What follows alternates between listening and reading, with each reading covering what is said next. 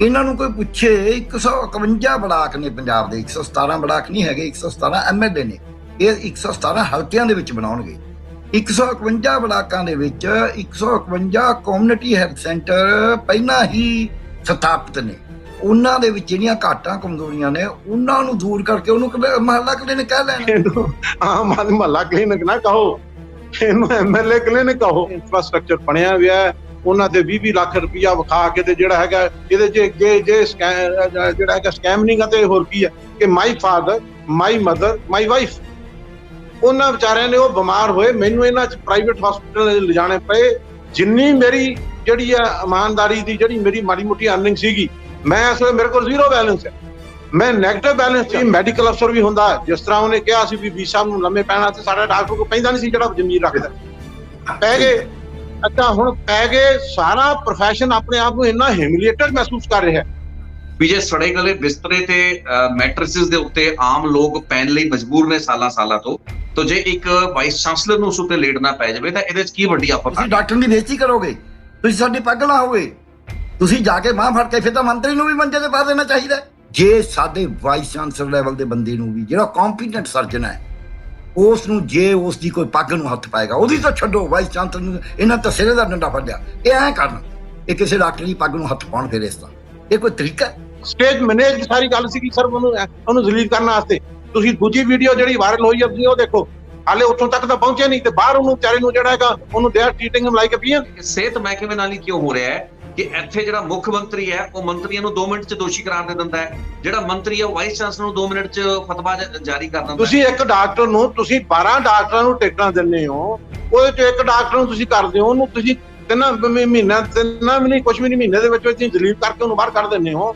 ਉਸ ਤੋਂ ਬਾਅਦ ਤੁਸੀਂ ਮਹਿਕਮਾ ਇੱਕ ਪੱਠੇ ਵੱਢ ਨੂੰ ਫੜਾ ਦਿੰਦੇ ਹੋ ਜਿਹਨੂੰ ਪਤਾ ਕੱਖ ਨਹੀਂਗਾ। ਮਾਫ ਕਰਨਾ, ਇਹ ਕੋਈ ਤਰੀਕਾ ਹੈ? ਤੁਹਾਡੇ ਕੋਲ ਪੜ੍ਹੇ ਲਿਖੇ ਦੀ ਕਮੀ ਹੈ। ਜੇ ਡਾਕਟਰ ਸਾਰੇ ਇਨਕੰਪੀਟੈਂਟ ਨੇ, ਜਿਹੜੇ ਅਸੈਂਬਲੀ 'ਚ ਬੈਠੇ ਨੇ, ਜੇ ਫਰਜ਼ ਕਰ ਲਓ ਉਹਨਾਂ ਨੂੰ ਕੱਖ ਨਹੀਂ ਪਤਾ ਤੇ ਦਿੱਤੀਆਂ ਕਿਉਂ ਟਿਕਟਾਂ? ਇਹ ਸਰਕਾਰ ਜਿਹੜੀ ਹੈ ਇਹ ਨੈਗੇਟਿਵ ਵੋਟਿੰਗ ਕੱਢੀ ਨਹੀਂ, ਮੈਂ ਵੋਟਿੰਗ 'ਚ ਤਾਂ ਨਹੀਂ ਚਾਹੁੰਦਾ, ਇਹ ਨੈਗੇਟਿਵ ਪ੍ਰੋਪੇਗੈਂਡੇ ਨਾਲ ਜੀ ਰਹੀ ਹੈ। ਇਹ ਕਹਿੰਦੀ ਹੈ ਅਸੀਂ ਲੋਕਾਂ ਦੀ ਪੱਗ ਲਾ ਕੇ ਦਿਖਾਵਾਂਗੇ ਤੁਹਾਨੂੰ ਵੀ ਕਿਵੇਂ ਜੀਣਾ ਹੁੰਦਾ ਹੈ, ਔਰ ਪੱਗ ਵੀ ਉਹਨਾਂ ਇੱਜ਼ਤਦਾਰ ਬੰਦਿਆਂ ਦੀ ਲਾਹਾਂਗੇ ਜਦ ਤੱਕ ਅਸੀਂ ਦੱਸ ਸਕੀਏ ਵੀ ਅਸੀਂ ਇੱਜ਼ਤਦਾਰ ਬੰਦਿਆਂ ਦੀ ਪੱਗ ਤੇ ਲਾ ਸਕਦੇ।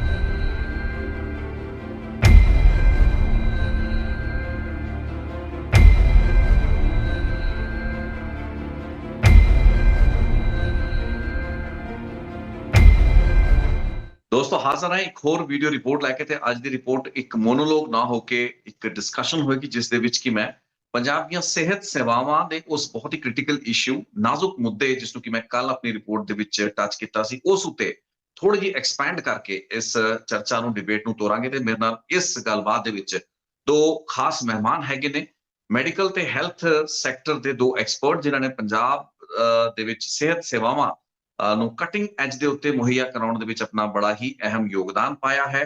ਇਹ ਲੋਕ ਐਕਟਿਵਿਸਟ ਵੀ ਨੇ, ਕਾਰਕੂਨ ਵੀ ਹੈਗੇ ਨੇ ਤੇ ਖੁਦ ਡਾਕਟਰ ਵੀ ਰਹੇ ਨੇ, ਐਡਮਿਨਿਸਟ੍ਰੇਟਿਵ ਅਹੁਦਿਆਂ ਦੇ ਉੱਤੇ ਵੀ ਰਹੇ ਨੇ। ਅੱਜ ਮੈਂ ਇੰਟਰੋਡਿਊਸ ਕਰਾਉਣਾ ਚਾਹਾਂਗਾ ਮੇਰੇ 2 ਖਾਸ ਮਹਿਮਾਨਾਂ ਦੇ ਨਾਲ, ਜੋ ਕਿ ਪੰਜਾਬ ਦੇ ਵਿੱਚ ਸਿਹਤ ਸੇਵਾਵਾਂ ਦੇ ਵਿੱਚ ਇਸ ਵਕਤ ਲੋੜੀਂਦਾ ਕੀ ਹੈ। ਆਮ ਆਦਮੀ ਪਾਰਟੀ ਦੀ ਜਿਹੜੀ ਸਰਕਾਰ ਹੈ ਉਸਨੇ ਮੁਹੱਲਾ ਕਲੀਨਿਕ ਯਾਨੀ ਕਿ ਆਮ ਆਦਮੀ ਕਲੀਨਿਕਸ ਨੂੰ 15 ਅਗਸਤ ਤੋਂ ਲਾਂਚ ਕਰਨ ਦੀ ਗੱਲਬਾਤ ਕੀਤੀ ਹੈ। ਇਹ ਮੁਹੱਲਾ ਕਲੀਨਿਕਸ ਕਿੰਨੇ ਲੋੜੀਂਦੇ ਨੇ, ਕਿੰਨੇ ਕੁ ਰੈਲੇਵੈਂਟ ਨੇ ਪੰਜਾਬ ਦੇ ਹੈਲਥ ਸੈਕਟਰ ਦੇ ਸੰਦਰਭ ਦੇ ਵਿੱਚ? ਆਪਣੀ ਕੱਲ ਦੀ ਰਿਪੋਰਟ ਦੇ ਵਿੱਚ ਮੈਂ ਅੰਕੜੇ ਦਿੱਤੇ ਸੀ, ਜਿਸ ਵਿੱਚ ਕਿ ਤਕਰੀਬਨ ਆਪਾਂ 1200 ਤੋਂ ਵੱਧ ਡਿਸਪੈਂਸਰੀਆਂ ਦੀ ਗੱਲ ਕੀਤੀ ਸੀ, 450 ਦੇ ਆਸ-ਪਾਸ ਕਮਿਊਨਿਟੀ ਹੈਲਥ ਸੈਂਟਰਾਂ ਦੀ ਗੱਲ ਕੀਤੀ ਸੀ, ਪ੍ਰਾਇਮਰੀ ਹੈਲਥ ਸੈਂਟਰਾਂ ਦੀ, community health centre 151, medical college, district hospital, sub divisional hospital, ਇਹ ਸਾਰਾ ਐਡਾ ਵੱਡਾ ਇਨਫਰਾਸਟ੍ਰਕਚਰ ਜਦੋਂ ਮੌਜੂਦ ਹੈ, ਉਹਨਾਂ ਹਾਲਾਤਾਂ ਦੇ ਵਿੱਚ ਪੰਜਾਬ ਨੂੰ ਮੁਹੱਲਾ ਕਲੀਨਿਕ ਜਾਂ ਆਮ ਆਦਮੀ ਕਲੀਨਿਕਸ ਦੀ ਲੋੜ ਕੀ ਹੈ? ਸੋ ਆਪਣੇ ਐਕਸਪਰਟਸ ਤੋਂ ਅੱਜ ਜਾਣਾਂਗੇ ਕਿ ਕੀ ਪੂਰਾ ਮਸਲਾ ਹੈ ਤੇ ਇਸ ਮੂਵ ਬਾਰੇ, ਸਰਕਾਰ ਦੇ ਇਸ ਫੈਸਲੇ ਬਾਰੇ, ਜੋ ਕਿ ਜ਼ਿਆਦਾਤਰ ਦਿੱਲੀ ਮਾਡਲ ਦੇ ਉੱਤੇ ਆਧਾਰਿਤ ਇੱਕ ਫੈਸਲੇ ਵਿੱਚੋਂ ਉਪਜਿਆ ਹੋਇਆ ਡਿਸੀਜਨ ਹੋਏਗਾ, ਉਸ ਦੇ ਬਾਰੇ ਕੀ ਸੋਚਦੇ ਨੇ। ਸੋ ਮੈਂ ਇੰਟਰੋਡਿਊਸ ਕਰਾਂਗਾ ਸਾਡੇ ਨਾਲ ਡਾਕਟਰ ਪਿਆਰੇ ਲਾਲ ਗਰਗ ਸਾਹਿਬ, ਜੋ ਕਿ ਪਹਿਲਾਂ ਵੀ ਆਪਣੇ ਨਾਲ ਜੁੜਦੇ ਰਹੇ ਨੇ। ਡਾਕਟਰ ਗਰਗ ਸਾਹਿਬ ਰਜਿਸਟਰਾਰ ਰਹਿ ਚੁੱਕੇ ਨੇ Baba Farid university of health sciences ਦੇ, ਤੇ ਇਸ ਦੇ ਨਾਲ ਹੀ ਸਾਡੇ ਡਾਕਟਰ ਮਨਜੀਤ ਸਿੰਘ ਰੰਧਾਵਾ ਸਾਹਿਬ ਹੈਗੇ ਨੇ, ਜੋ PCMS ਐਸੋਸੀਏਸ਼ਨ ਦੇ ਪੈਟਰਨ ਵੀ ਹੈਗੇ ਨੇ, ਪ੍ਰਧਾਨ ਵੀ ਰਹਿ ਚੁੱਕੇ ਹੈਗੇ ਨੇ, ਤੇ ਕਟਿੰਗ ਐਜ ਲੈਵਲ ਦੀ ਜਿਹੜੀ ਹੈਲਥ ਸੇਵਾਵਾਂ ਦੇਣ ਦੇ ਵਿੱਚ ਇਹ ਦੋਵਾਂ ਦੀ ਬੜੀ ਅਹਿਮ ਭੂਮਿਕਾ ਹੈ।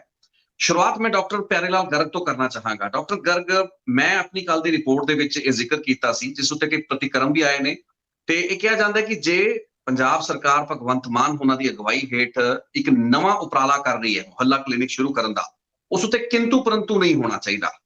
ਮੇਰਾ ਵਿਊ ਤੇ ਲੌਜਿਕ ਇਹ ਸੀ ਕਿ ਪੰਜਾਬ ਦੇ ਵਿੱਚ ਇਨਫਰਾਸਟ੍ਰਕਚਰ ਪੱਖੋਂ ਸਿਹਤ ਸੇਵਾਵਾਂ ਦੇ ਵਿੱਚ ਬਹੁਤ ਕੁਝ ਹੈ, ਸਾਡੇ ਕੋਲ ਬਿਲਡਿੰਗਸ, ਹਸਪੀਟਲਸ, PHC, CHC ਬਹੁਤ ਕੁਝ ਹੈ। ਤੁਸੀਂ ਕੀ ਮੰਨਦੇ ਹੋ ਕਿ ਇਹ ਆਮ ਆਦਮੀ ਕਲੀਨਿਕ ਜੋ ਟੀਚਾ ਇਹਨਾਂ ਨੇ ਮਿੱਥਿਆ ਹੈ ਮੁੱਢਲੀਆਂ ਸੇਵਾਵਾਂ ਨੂੰ ਹੋਰ ਬਿਹਤਰ ਤਰੀਕੇ ਨਾਲ ਲੋਕਾਂ ਤੱਕ ਪਹੁੰਚਾਉਣ ਦਾ, ਉਸ ਦੇ ਪੱਖੋਂ ਪੂਰੇ ਉਤਰਨਗੇ? Would they be the right decision to make? ਇਹ ਕਹਿਣਾ ਕਿ ਜੇ ਕੋਈ ਉਹਨਾਂ ਦੇ ਹਿਸਾਬ ਨਾਲ ਉਹ ਚੰਗਾ ਕੰਮ ਹੈ, ਜੇ ਚੰਗਾ ਨਹੀਂ ਲੱਗਦਾ ਉਹਦਾ ਕਿੰਤੂ ਪਰੰਤੂ ਕਿਉਂ ਨਾ ਹੋਵੇ। ਇਹ ਆਪਣੇ ਆਪ 'ਚ ਹੀ ਐਂਟੀ ਡੈਮੋਕ੍ਰੈਟਿਕ ਹੈ, ਇਹ ਸਾਡੇ ਸੰਵਿਧਾਨ ਦੇ ਉਲਟਾ ਇਹ ਕਹਿਣਾ ਵੀ ਇਹ 'ਚ ਕਿੰਤੂ ਪਰੰਤੂ ਨਹੀਂ ਹੋਣਾ ਚਾਹੀਦਾ। ਹੁਣ ਕਿੰਤੂ ਪਰੰਤੂ ਕੀ ਹੈ ਇਹ ਵੀ ਮੈਂ ਦੱਸ ਦਿੰਦਾ। ਤੁਸੀਂ ਕਹਿੰਦੇ ਹੋ ਮੁਹੱਲਾ ਕਲੀਨਿਕ ਖੋਲ੍ਹਣਾ ਹੈ, ਅਸੀਂ ਜਿਹੜੇ ਸੁਵਿਧਾ ਕੇਂਦਰ ਸੀਗੇ ਕਿਉਂਕਿ ਉਹ ਬੰਦ ਪਏ ਸੀ, ਉਹਨਾਂ ਦੀਆਂ ਬਿਲਡਿੰਗਾਂ ਦੇ ਵਿੱਚ ਕੋਈ ਨਾ ਕੋਈ ਬਦਲਾਅ ਕਰਕੇ ਅਸੀਂ ਮੁਹੱਲਾ ਕਲੀਨਿਕ ਬਣਾਵਾਂਗੇ 117 ਬਲਾਕਾਂ ਦੇ। ਇਹਨਾਂ ਨੂੰ ਕੋਈ ਪੁੱਛੇ 151 ਬਲਾਕ ਨੇ ਪੰਜਾਬ ਦੇ, 117 ਬਲਾਕ ਨਹੀਂ ਹੈਗੇ, 117 MLA ਨੇ, ਇਹ 117 ਹਲਕਿਆਂ ਦੇ ਵਿੱਚ ਬਣਾਉਣਗੇ। 151 ਬਲਾਕਾਂ ਦੇ ਵਿੱਚ 151 ਕਮਿਊਨਿਟੀ ਹੈਲਥ ਸੈਂਟਰ ਪਹਿਲਾਂ ਹੀ ਸਥਾਪਿਤ ਨੇ, ਉਹਨਾਂ ਦੇ ਵਿੱਚ 7 ਡਾਕਟਰਾਂ ਦੀਆਂ ਪੋਸਟਾਂ ਨੇ, ਉੱਥੇ 30 ਬੈੱਡ ਦਾ ਹਸਪਤਾਲ ਹੈ, ਉੱਥੇ ਨਰਸਾਂ ਨੇ, ਉੱਥੇ ਨਰਸਿੰਗ ਸਿਸਟਰਾਂ ਨੇ, ਉੱਥੇ ਫਾਰਮਾਸਿਸਟ ਨੇ, ਲੈਬੋਰਟਰੀ ਟੈਕਨੀਸ਼ੀਅਨ ਨੇ, ਉੱਥੇ ਐਕਸਰੇ ਮਸ਼ੀਨਾਂ ਨੇ ਵੀ ਨੇ, ਉੱਥੇ ਕਈ ਜਗ੍ਹਾ ਤੇ ਉੱਤੇ ਮਤਲਬ ਬਾਕੀ ਵਹੀਕਲ ਵੀ ਹੈਗੇ ਨੇ, ਕਲੀਨਿਕਲ ਸਟਾਫ ਵੀ ਹੈਗਾ, ਲੈਬੋਰਟਰੀ ਵੀ ਹੈਗੀ ਹੈ ਥੋੜੀ ਬਹੁਤੀ। ਕਿ ਜੇ ਉਹਨਾਂ ਦੇ ਵਿੱਚ ਜਿਹੜੀਆਂ ਘਾਟਾਂ ਕਮਜ਼ੋਰੀਆਂ ਨੇ ਉਹਨਾਂ ਨੂੰ ਦੂਰ ਕਰਕੇ ਉਹਨੂੰ ਮੁਹੱਲਾ ਕਲੀਨਿਕ ਕਹਿ ਲੈਣਾ। ਜਿਹੜਾ ਪਹਿਲਾਂ ਹੀ ਉੱਥੇ ਹਰ ਬਲਾਕ 'ਚ ਹੈਗਾ, ਕਹਿੰਦੇ ਅਸੀਂ 117 ਨਵੇਂ ਹੋਰ ਕਰਾਂਗੇ। ਕੋਈ ਕਹੇ ਜੀ ਇਹ ਨਵੀਂ ਗੱਲ ਕਰ ਰਹੇ ਨੇ, ਨਵੀਂ ਗੱਲ ਪਿੰਡ 'ਚ ਇੱਕ ਟੋਭਾ ਹੋਵੇ, ਤੁਸੀਂ ਕਹੋ ਜੀ ਇੱਕ ਹੋਰ ਪੱਟ ਰਹੇ ਹਾਂ ਰੋਡ, ਭਾਵੇਂ ਉਹਦੀ ਨਾ ਵੀ ਹੋਵੇ, ਕਿਉਂਕਿ ਅਸੀਂ ਆਪਦੇ ਨਾਂ ਦਾ ਪੱਟਣਾ। ਇਹ ਜਿਹੜਾ ਤੌਰ ਤਰੀਕਾ ਹੈ, ਇਹ ਤੌਰ ਤਰੀਕਾ ਮੈਨੂੰ ਲੱਗਦਾ ਹੈ ਵੀ ਤੁਸੀਂ ਇੱਕ ਤਾਂ ਗਵਰਨੈਂਸ ਦੇ ਵਿੱਚ ਹਮੇਸ਼ਾ ਕੰਟੀਨਿਊਟੀ ਹੁੰਦੀ ਹੈ। ਪੰਜਾਬ ਦੇ ਹੈਲਥ ਇਨਫਰਾਸਟ੍ਰਕਚਰ 1980 ਤੱਕ ਪੂਰੇ ਮੁਲਕ ਨਾਲੋਂ ਬੈਸਟ ਸੀ। ਪੰਜਾਬ ਹੀ ਸਟੇਟ ਸੀ ਜਿੱਥੇ ਰੂਰਲ ਏਰੀਆ ਦੇ ਵਿੱਚ 1186 ਡਿਸਪੈਂਸਰੀਆਂ, ਪ੍ਰੈਕਟੀਕਲੀ 1300 ਸੀਗੀਆਂ, 1186 ਤਾਂ ਇਹਨਾਂ ਨੂੰ ਆਪਣਾ ਰੂਰਲ ਡਿਪਾਰਟਮੈਂਟ ਨੂੰ ਇਹਨਾਂ ਨੇ ਆ ਕੇ ਕੈਪਟਨ ਸਰਕਾਰ ਨੇ ਆਯੁਰਵੇਦੀਆਂ ਦਿੱਤੀਆਂ ਨਹੀਂ ਚੱਕ ਕੇ। ਫਿਰ ਹੈਲਥ ਸੈਂਟਰ ਨੇ, ਰੂਰਲ ਹਸਪਤਾਲ ਸੀ ਉਹ ਇਹਨਾਂ ਨੇ ਬੰਦ ਕਰਤੇ, ਅਕਾਲੀ ਸਰਕਾਰ ਨੇ, ਤੇਜਾ ਸਿੰਘ ਮੰਤਰੀ ਹੁੰਦੇ 125 ਰੂਰਲ ਹਸਪਤਾਲ ਖੇਡਦੇ ਸੀ। ਹਰ ਬਲਾਕ ਦੇ ਉੱਤੇ ਇੱਕ, ਉਸ ਵਕਤ 118 ਬਲਾਕ ਹੁੰਦੇ ਸੀ, ਹਰ ਬਲਾਕ ਦੇ ਉੱਤੇ ਇੱਕ ਰੂਰਲ ਹਸਪਤਾਲ ਸੀ 25 ਬੈੱਡ ਦਾ, 2 ਡਾਕਟਰ ਹੁੰਦੇ ਸੀ, ਔਰ ਉਹ ਸੱਚੀ ਮੁੱਚੀ ਚੰਗੇ ਚੱਲਦੇ ਸੀ। ਤੇ ਉਹ ਇਹਨਾਂ ਨੇ ਖਤਮ ਹੀ ਕਰਤੇ। ਉੱਥੇ ਜਿਹੜੇ ਰੂਰਲ ਏਰੀਆ ਉੱਥੇ ਕੋਈ ਸਪੈਸ਼ਲਿਸਟ ਨਹੀਂ ਹੈਗੇ, ਜਿਹੜੇ ਇਹਨਾਂ ਦੇ ਰੂਰਲ ਏਰੀਆ 'ਚ ਸੈਂਟਰ ਨੇ 151 ਚੋਂ ਕਈ ਸ਼ਹਿਰਾਂ 'ਚ ਵੀ ਨੇ, ਜਿਵੇਂ ਲੌਂਗੋਵਾਲ ਹੈ, ਧਨੌਲਾ ਹੈ, ਉਹ ਤਾਂ ਸ਼ਹਿਰ ਹੀ ਨੇ ਨਾ ਬੇਸਿਕਲੀ ਤਾਂ। ਤੇ ਉਹਨਾਂ ਨੂੰ ਜੇ ਆਪਾਂ ਭਾਦਸੋਂ ਹੈ, ਸੋ ਉਹਨਾਂ ਸ਼ਹਿਰਾਂ ਵਾਲਿਆਂ ਨੂੰ ਜੇ ਆਪਾਂ ਐਂ ਵੀ ਕਹਿ ਦਈਏ ਕਿ ਤਾਂ ਵੀ ਜਿਹੜੇ ਪਿੰਡਾਂ 'ਚ ਨੇ ਉਹਨਾਂ 'ਚ ਕਿਸੇ 'ਚ ਵੀ ਜਿਹੜੇ 151 ਨੇ ਚੋਂ ਸਿਰਫ 37 ਦੇ ਵਿੱਚ, ਉਹ ਵੀ ਜਿਹੜੇ ਅਰਬਨ ਏਰੀਏ 'ਚ ਨੇ, ਉਹਨਾਂ ਦੇ ਵਿੱਚ ਇਹਨਾਂ ਨੇ ਸਪੈਸ਼ਲਿਸਟ 4 ਦਿੱਤੇ ਨੇ, ਜਦ ਕਿ ਮਿਨੀਮਮ ਨਾਰਮ ਹੈ ਘੱਟੋ ਘੱਟ 4 ਸਪੈਸ਼ਲਿਸਟ ਹਰੇਕ ਕਮਿਊਨਿਟੀ ਹੈਲਥ ਸੈਂਟਰ 'ਚ ਚਾਹੀਦੇ ਨੇ। ਤੇ ਉਹ ਇੱਕ ਵੀ ਨਹੀਂ ਹੈਗਾ, ਜਿਹੜੇ ਰੂਰਲ ਏਰੀਆ 'ਚ ਲੋਕੇਟਡ ਨੇ ਉਹਨਾਂ 'ਚ ਕਿਸੇ 'ਚ ਵੀ ਨਹੀਂ ਹੈਗੇ। ਸੋ ਉੱਥੇ ਉਹ ਲਾ ਲੈਣ ਕੁਝ ਕਰਨਾ। ਹੁਣ 2 ਡਾਕਟਰ ਅਸੀਂ ਭਰਤੀ ਕਰਾਂਗੇ, ਹੋਰ 2 ਡਾਕਟਰ ਭਰਤੀ ਕਰਨਗੇ। ਰੰਧਾਵਾ ਸਾਹਿਬ ਨੇ ਸਾਰੀ ਉਮਰ ਇਸ ਗੱਲ 'ਚ ਲਾਈ ਹੈ, ਤੁਹਾਨੂੰ ਦੱਸਣਗੇ, ਮੈਂ ਇਹਨਾਂ ਦੀ ਗਲਤੀ ਨਹੀਂ ਜਾਵਾਂਗਾ ਕੀ ਕਹਿਣਗੇ, ਮੈਨੂੰ ਪਤਾ ਹੈ। ਅਸੀਂ ਇਸ ਦੇ ਉੱਤੇ ਪੱਕਾ ਲੜਦੇ ਰਹੇ ਲੋਕਾਂ ਨੂੰ ਸੇਵਾ ਮਿਲੇ, ਸਿਹਤ ਸੇਵਾ। ਜੇ ਸਿਹਤ ਸੇਵਾ ਲੋਕਾਂ ਨੂੰ ਮਿਲਣੀ ਨਹੀਂ, ਫਿਰ ਹਸਪਤਾਲ ਦਾ ਤਾਨਾਬਾਨਾ ਕੀ ਕਰਨਾ ਹੈ?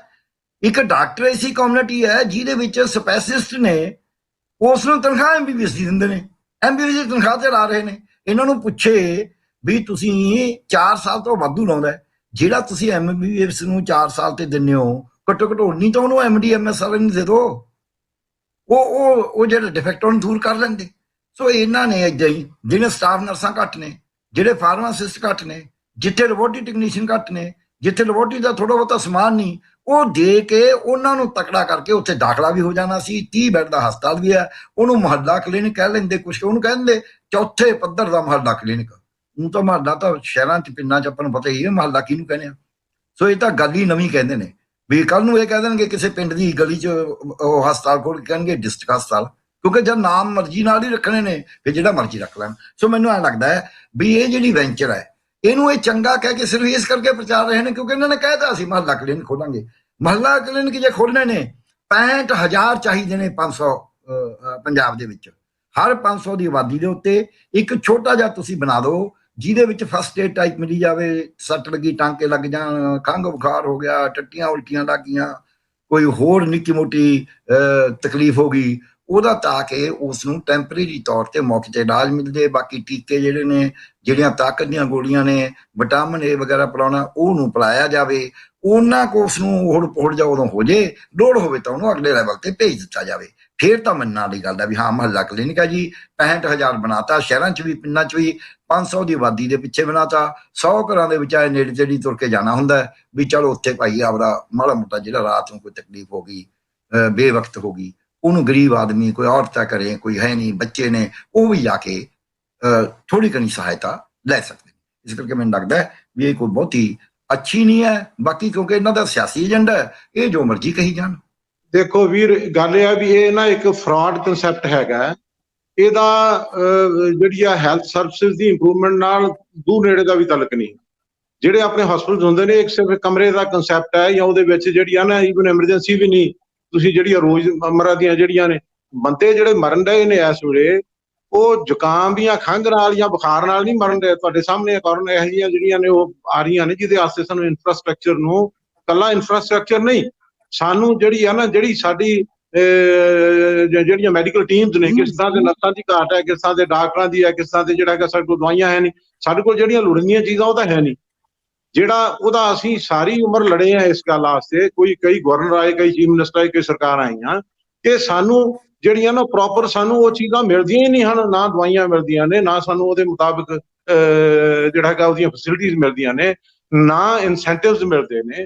ਹੁਣ ਤੁਸੀਂ ਦੇਖੋ ਵੀ ਜਿਹੜੇ ਪੋਸਟ ਗ੍ਰੈਜੂਏਟ ਡਾਕਟਰਸ ਨੇ, ਉਹ ਤਾਂ ਇਹਨਾਂ ਨੂੰ ਆਪਣਾ ਜਿਹੜਾ ਹੈਗਾ ਜੁਆਇਨ ਹੀ ਨਹੀਂ ਕਰਨ ਦੇ ਸਰਵਿਸ। ਹਰ ਥਾਂ ਤੇ ਸਾਡੇ ਹਸਪੀਟਲ ਜਿਹੜੇ ਖਾਲੀ ਪਏ ਆ ਤੇ ਇਕਵਿਪਮੈਂਟ ਉੱਥੇ ਜਿਹੜੀਆਂ ਨੇ ਉਹ ਜਿਹੜਾ ਜ਼ਾਇਆ ਜਾਣ ਰਹੀਆਂ। ਸੋ ਇਹ ਜਿਹੜਾ ਹੈ ਨਾ, ਜੇ ਆਪਾਂ, ਮੈਂ ਸਟੈਟਿਕਸ 'ਚ ਨਹੀਂ ਜਾਣਾ ਚਾਹੁੰਦਾ ਕਿਉਂਕਿ ਡਾਕਟਰ ਸਾਹਿਬ ਨੇ ਬਹੁਤ ਬਿਲਕੁਲ ਠੀਕ ਆ, ਜੋ ਤੁਸੀਂ ਵੀ ਪਹਿਲਾਂ ਦਿੱਤਾ ਉਹ ਬਿਲਕੁਲ ਦਰੁਸਤ ਦਿੱਤਾ ਹੈ। ਉਹ ਦੋ ਜਿਹੜੀਆਂ ਨਾ that stands on record। ਮੈਂ ਇੱਕ ਮੋਟੀ ਜੀ ਗੱਲ ਕਰਦਾ ਵੀ ਹਾਥੀ ਕੇ ਦਾਂਤ ਖਾਣੇ ਕੇ ਔਰ ਦਿਖਾਣੇ ਕੇ ਔਰ, ਜਿਵੇਂ ਜਿਹੜੀ ਗੱਲ ਹੈ ਨਾ, ਇਹ ਇਹਨਾਂ ਦੇ ਸਾਰੇ ਕਨਸੈਪਟ ਹੀ ਫਰਾਡ ਨੇ ਅਸਲ 'ਚ। ਇਹਦੇ ਵਿੱਚ ਬਜਾਏ ਇਹਦੇ ਕਿ ਇਹਨੂੰ ਇਹ ਇੰਪਰੂਵ ਕਰਦੇ, ਉਹਨਾਂ ਨੂੰ ਉਹੀ ਬਿਲਡਿੰਗਾਂ ਪਹਿਲਾਂ ਬਣੀਆਂ ਹੋਈਆਂ ਨੇ, ਇਨਫਰਾਸਟ੍ਰਕਚਰ ਬਣਿਆ ਹੋਇਆ, ਉਹਨਾਂ ਤੇ 20-20 ਲੱਖ ਰੁਪਇਆ ਵਿਖਾ ਕੇ ਤੇ ਜਿਹੜਾ ਹੈਗਾ ਇਹਦੇ ਜੇ ਜਿਹੜਾ ਹੈਗਾ ਸਕੈਮ ਨਹੀਂ ਗਾ ਤੇ ਹੋਰ ਕੀ ਹੈ। ਉਹਦੇ ਰੱਖਣਾ ਕੀ ਹੈ, 2 ਕੁਰਸੀਆਂ ਰੱਖੀਆਂ ਨੇ, ਇੱਕ ਟੇਬਲ ਐਗਜ਼ਾਮੀਨੇਸ਼ਨ ਟੇਬਲ ਰੱਖਿਆ ਤੇ ਦੂਜਾ ਕਰਕੇ ਤੇ ਉਹਦਾ ਜਿਹੜਾ ਉਹਦਾ ਪ੍ਰੋਗਰਾਮ ਬਣਾਤਾ। ਉਹਨੂੰ ਤੁਸੀਂ ਕਿਸ ਤਰ੍ਹਾਂ ਚਲਾਉਣਾ ਹੈ, ਜਿਹੜਾ ਹੈਗਾ ਉਹਦੇ ਵਾਸਤੇ ਕੋਈ ਇਸ ਤਰ੍ਹਾਂ ਦੇ ਕੋਈ ਜਿਹੜਾ ਹੈਗਾ ਨਾ ਬਦਲਣੇ, ਨਾ ਉਹਨਾਂ ਦਾ ਕੋਈ ਫਾਇਦਾ। ਡਾਕਟਰ ਸਾਹਿਬ ਨੇ ਸਾਫ਼ ਗੱਲ ਕਹੀ ਹੈ, ਬਿਲਕੁਲ ਦਰੁਸਤ ਕਹੀ ਹੈ ਕਿ ਜੇ ਤੁਸੀਂ ਬਣਾਉਣੇ ਹੀ ਆ ਤਾਂ ਫਿਰ ਤਾਂ ਤੁਹਾਨੂੰ ਜਿਹੜਾ ਹੈਗਾ ਬਹੁਤ ਬਣਾਉਣੇ ਪੈਂਦੇ ਨੇ। 117 ਹਲਕਿਆਂ 'ਚ ਥੋੜੀ ਵੀ ਤੁਸੀਂ ਆਪਣਾ ਡਰਾਮਾ ਵਿਖਾਉਣਾ ਵੀ ਜਿਹੜਾ ਹੈਗਾ ਇੱਕ MLA ਦੇ ਜੋ ਤਾਂ ਫਿਰ ਇਹਨੂੰ ਆਮ ਆਦਮੀ ਮਹੱਲਾ ਕਲੀਨਿਕ ਨਾ ਕਹੋ, ਇਹਨੂੰ MLA ਕਲੀਨਿਕ ਕਹੋ ਵੀ ਆ ਕੇ 117 ਜਿਹੜੇ ਨੇ ਆਪਾਂ ਵਿਖਾਵਾ ਕਰਨਾ। ਅੱਛਾ, ਇਹਨਾਂ ਵਿਖਾਵਿਆਂ ਦੇ ਸਿਰ ਤੇ ਅੱਛਾ ਦੂਸਰੇ ਪਾਸੇ ਕੀ ਹੈ, ਜਿਹੜੀ ਇੱਕ ਬੜਾ ਇੰਪੋਰਟੈਂਟ ਜਿਹੜਾ ਹੈਗਾ ਕਿ ਤੁਸੀਂ ਇਹ ਵੇਖੋ ਕਿ ਇਸ ਵੇਲੇ ਅਸੈਂਬਲੀ 'ਚ ਘੱਟੋ ਘੱਟ 11-12 ਡਾਕਟਰ ਨੇ, ਪ੍ਰੋਫੈਸ਼ਨਲ ਨੇ, ਚੰਗੇ ਭਲੇ, PCMS 'ਚੋਂ ਗਏ ਨੇ, ਪ੍ਰਾਈਵੇਟ ਪ੍ਰੈਕਟਿਸ 'ਚੋਂ ਵੀ ਗਏ ਨੇ। ਔਰ ਇੰਨੀ ਜਿਹੜੀ ਨਫਰੀਆ, ਉਹ ਇਹ ਨਹੀਂ ਵੀ ਇਹਨਾਂ ਦਾ ਕੁਹਾਨ ਹੈ ਆਮ ਆਦਮੀ ਪਾਰਟੀ ਦਾ। ਜਦੋਂ ਉਹਨਾਂ ਨੂੰ ਇਹਨਾਂ ਨੇ ਟਿਕਟਾਂ ਟੁਕਟਾਂ ਦਿੱਤੀਆਂ ਉਦੋਂ ਕੋਈ ਇਹੋ ਜਿਹੀ ਵੇਵ ਨਹੀਂ ਸੀਗੀ। ਆਪਣੇ ਸਿਰਫ ਲੋਕਾਂ ਦੇ ਨਾਲ ਜੁੜੇ ਹੋਏ ਨੇ। ਔਰ ਇੰਨੀ ਵੱਡੀ ਤਾਦਾਦ 'ਚ ਉਹਦੇ 'ਚ ਜਾਣਾ, ਐਡਾ ਵੱਡਾ ਮਾਸ ਬੇਸ ਲੈ ਕੇ ਜਾਣਾ, ਇਹਨਾਂ ਨੂੰ ਵਕਤੇ ਪਿਆ ਹੋਇਆ ਕਿ ਇਸ ਵੇਲੇ ਜਿਹੜੀਆਂ ਨਾ ਕਦੇ ਜਿਹੜੀਆਂ ਨੇ ਇਹਦੇ 'ਚ ਜਿਹੜਾ ਹੈਗਾ ਮਮ ਠਗਣੀ ਦਾਈ ਵਾਂਗੂ ਜਾਂ ਜਿਹੜਾ ਮਗਰਮੱਛ ਦੇ ਅਥਰੂ ਉਠਾਉਂਦੇ ਵੀ ਅਸੀਂ ਤੁਹਾਡੇ ਨਹੀਂ ਤਾਂ ਡਾਕਟਰ ਕੱਖ ਨਹੀਂ ਕਰਦੇ, ਅਸੀਂ ਕਰਾਂਗੇ।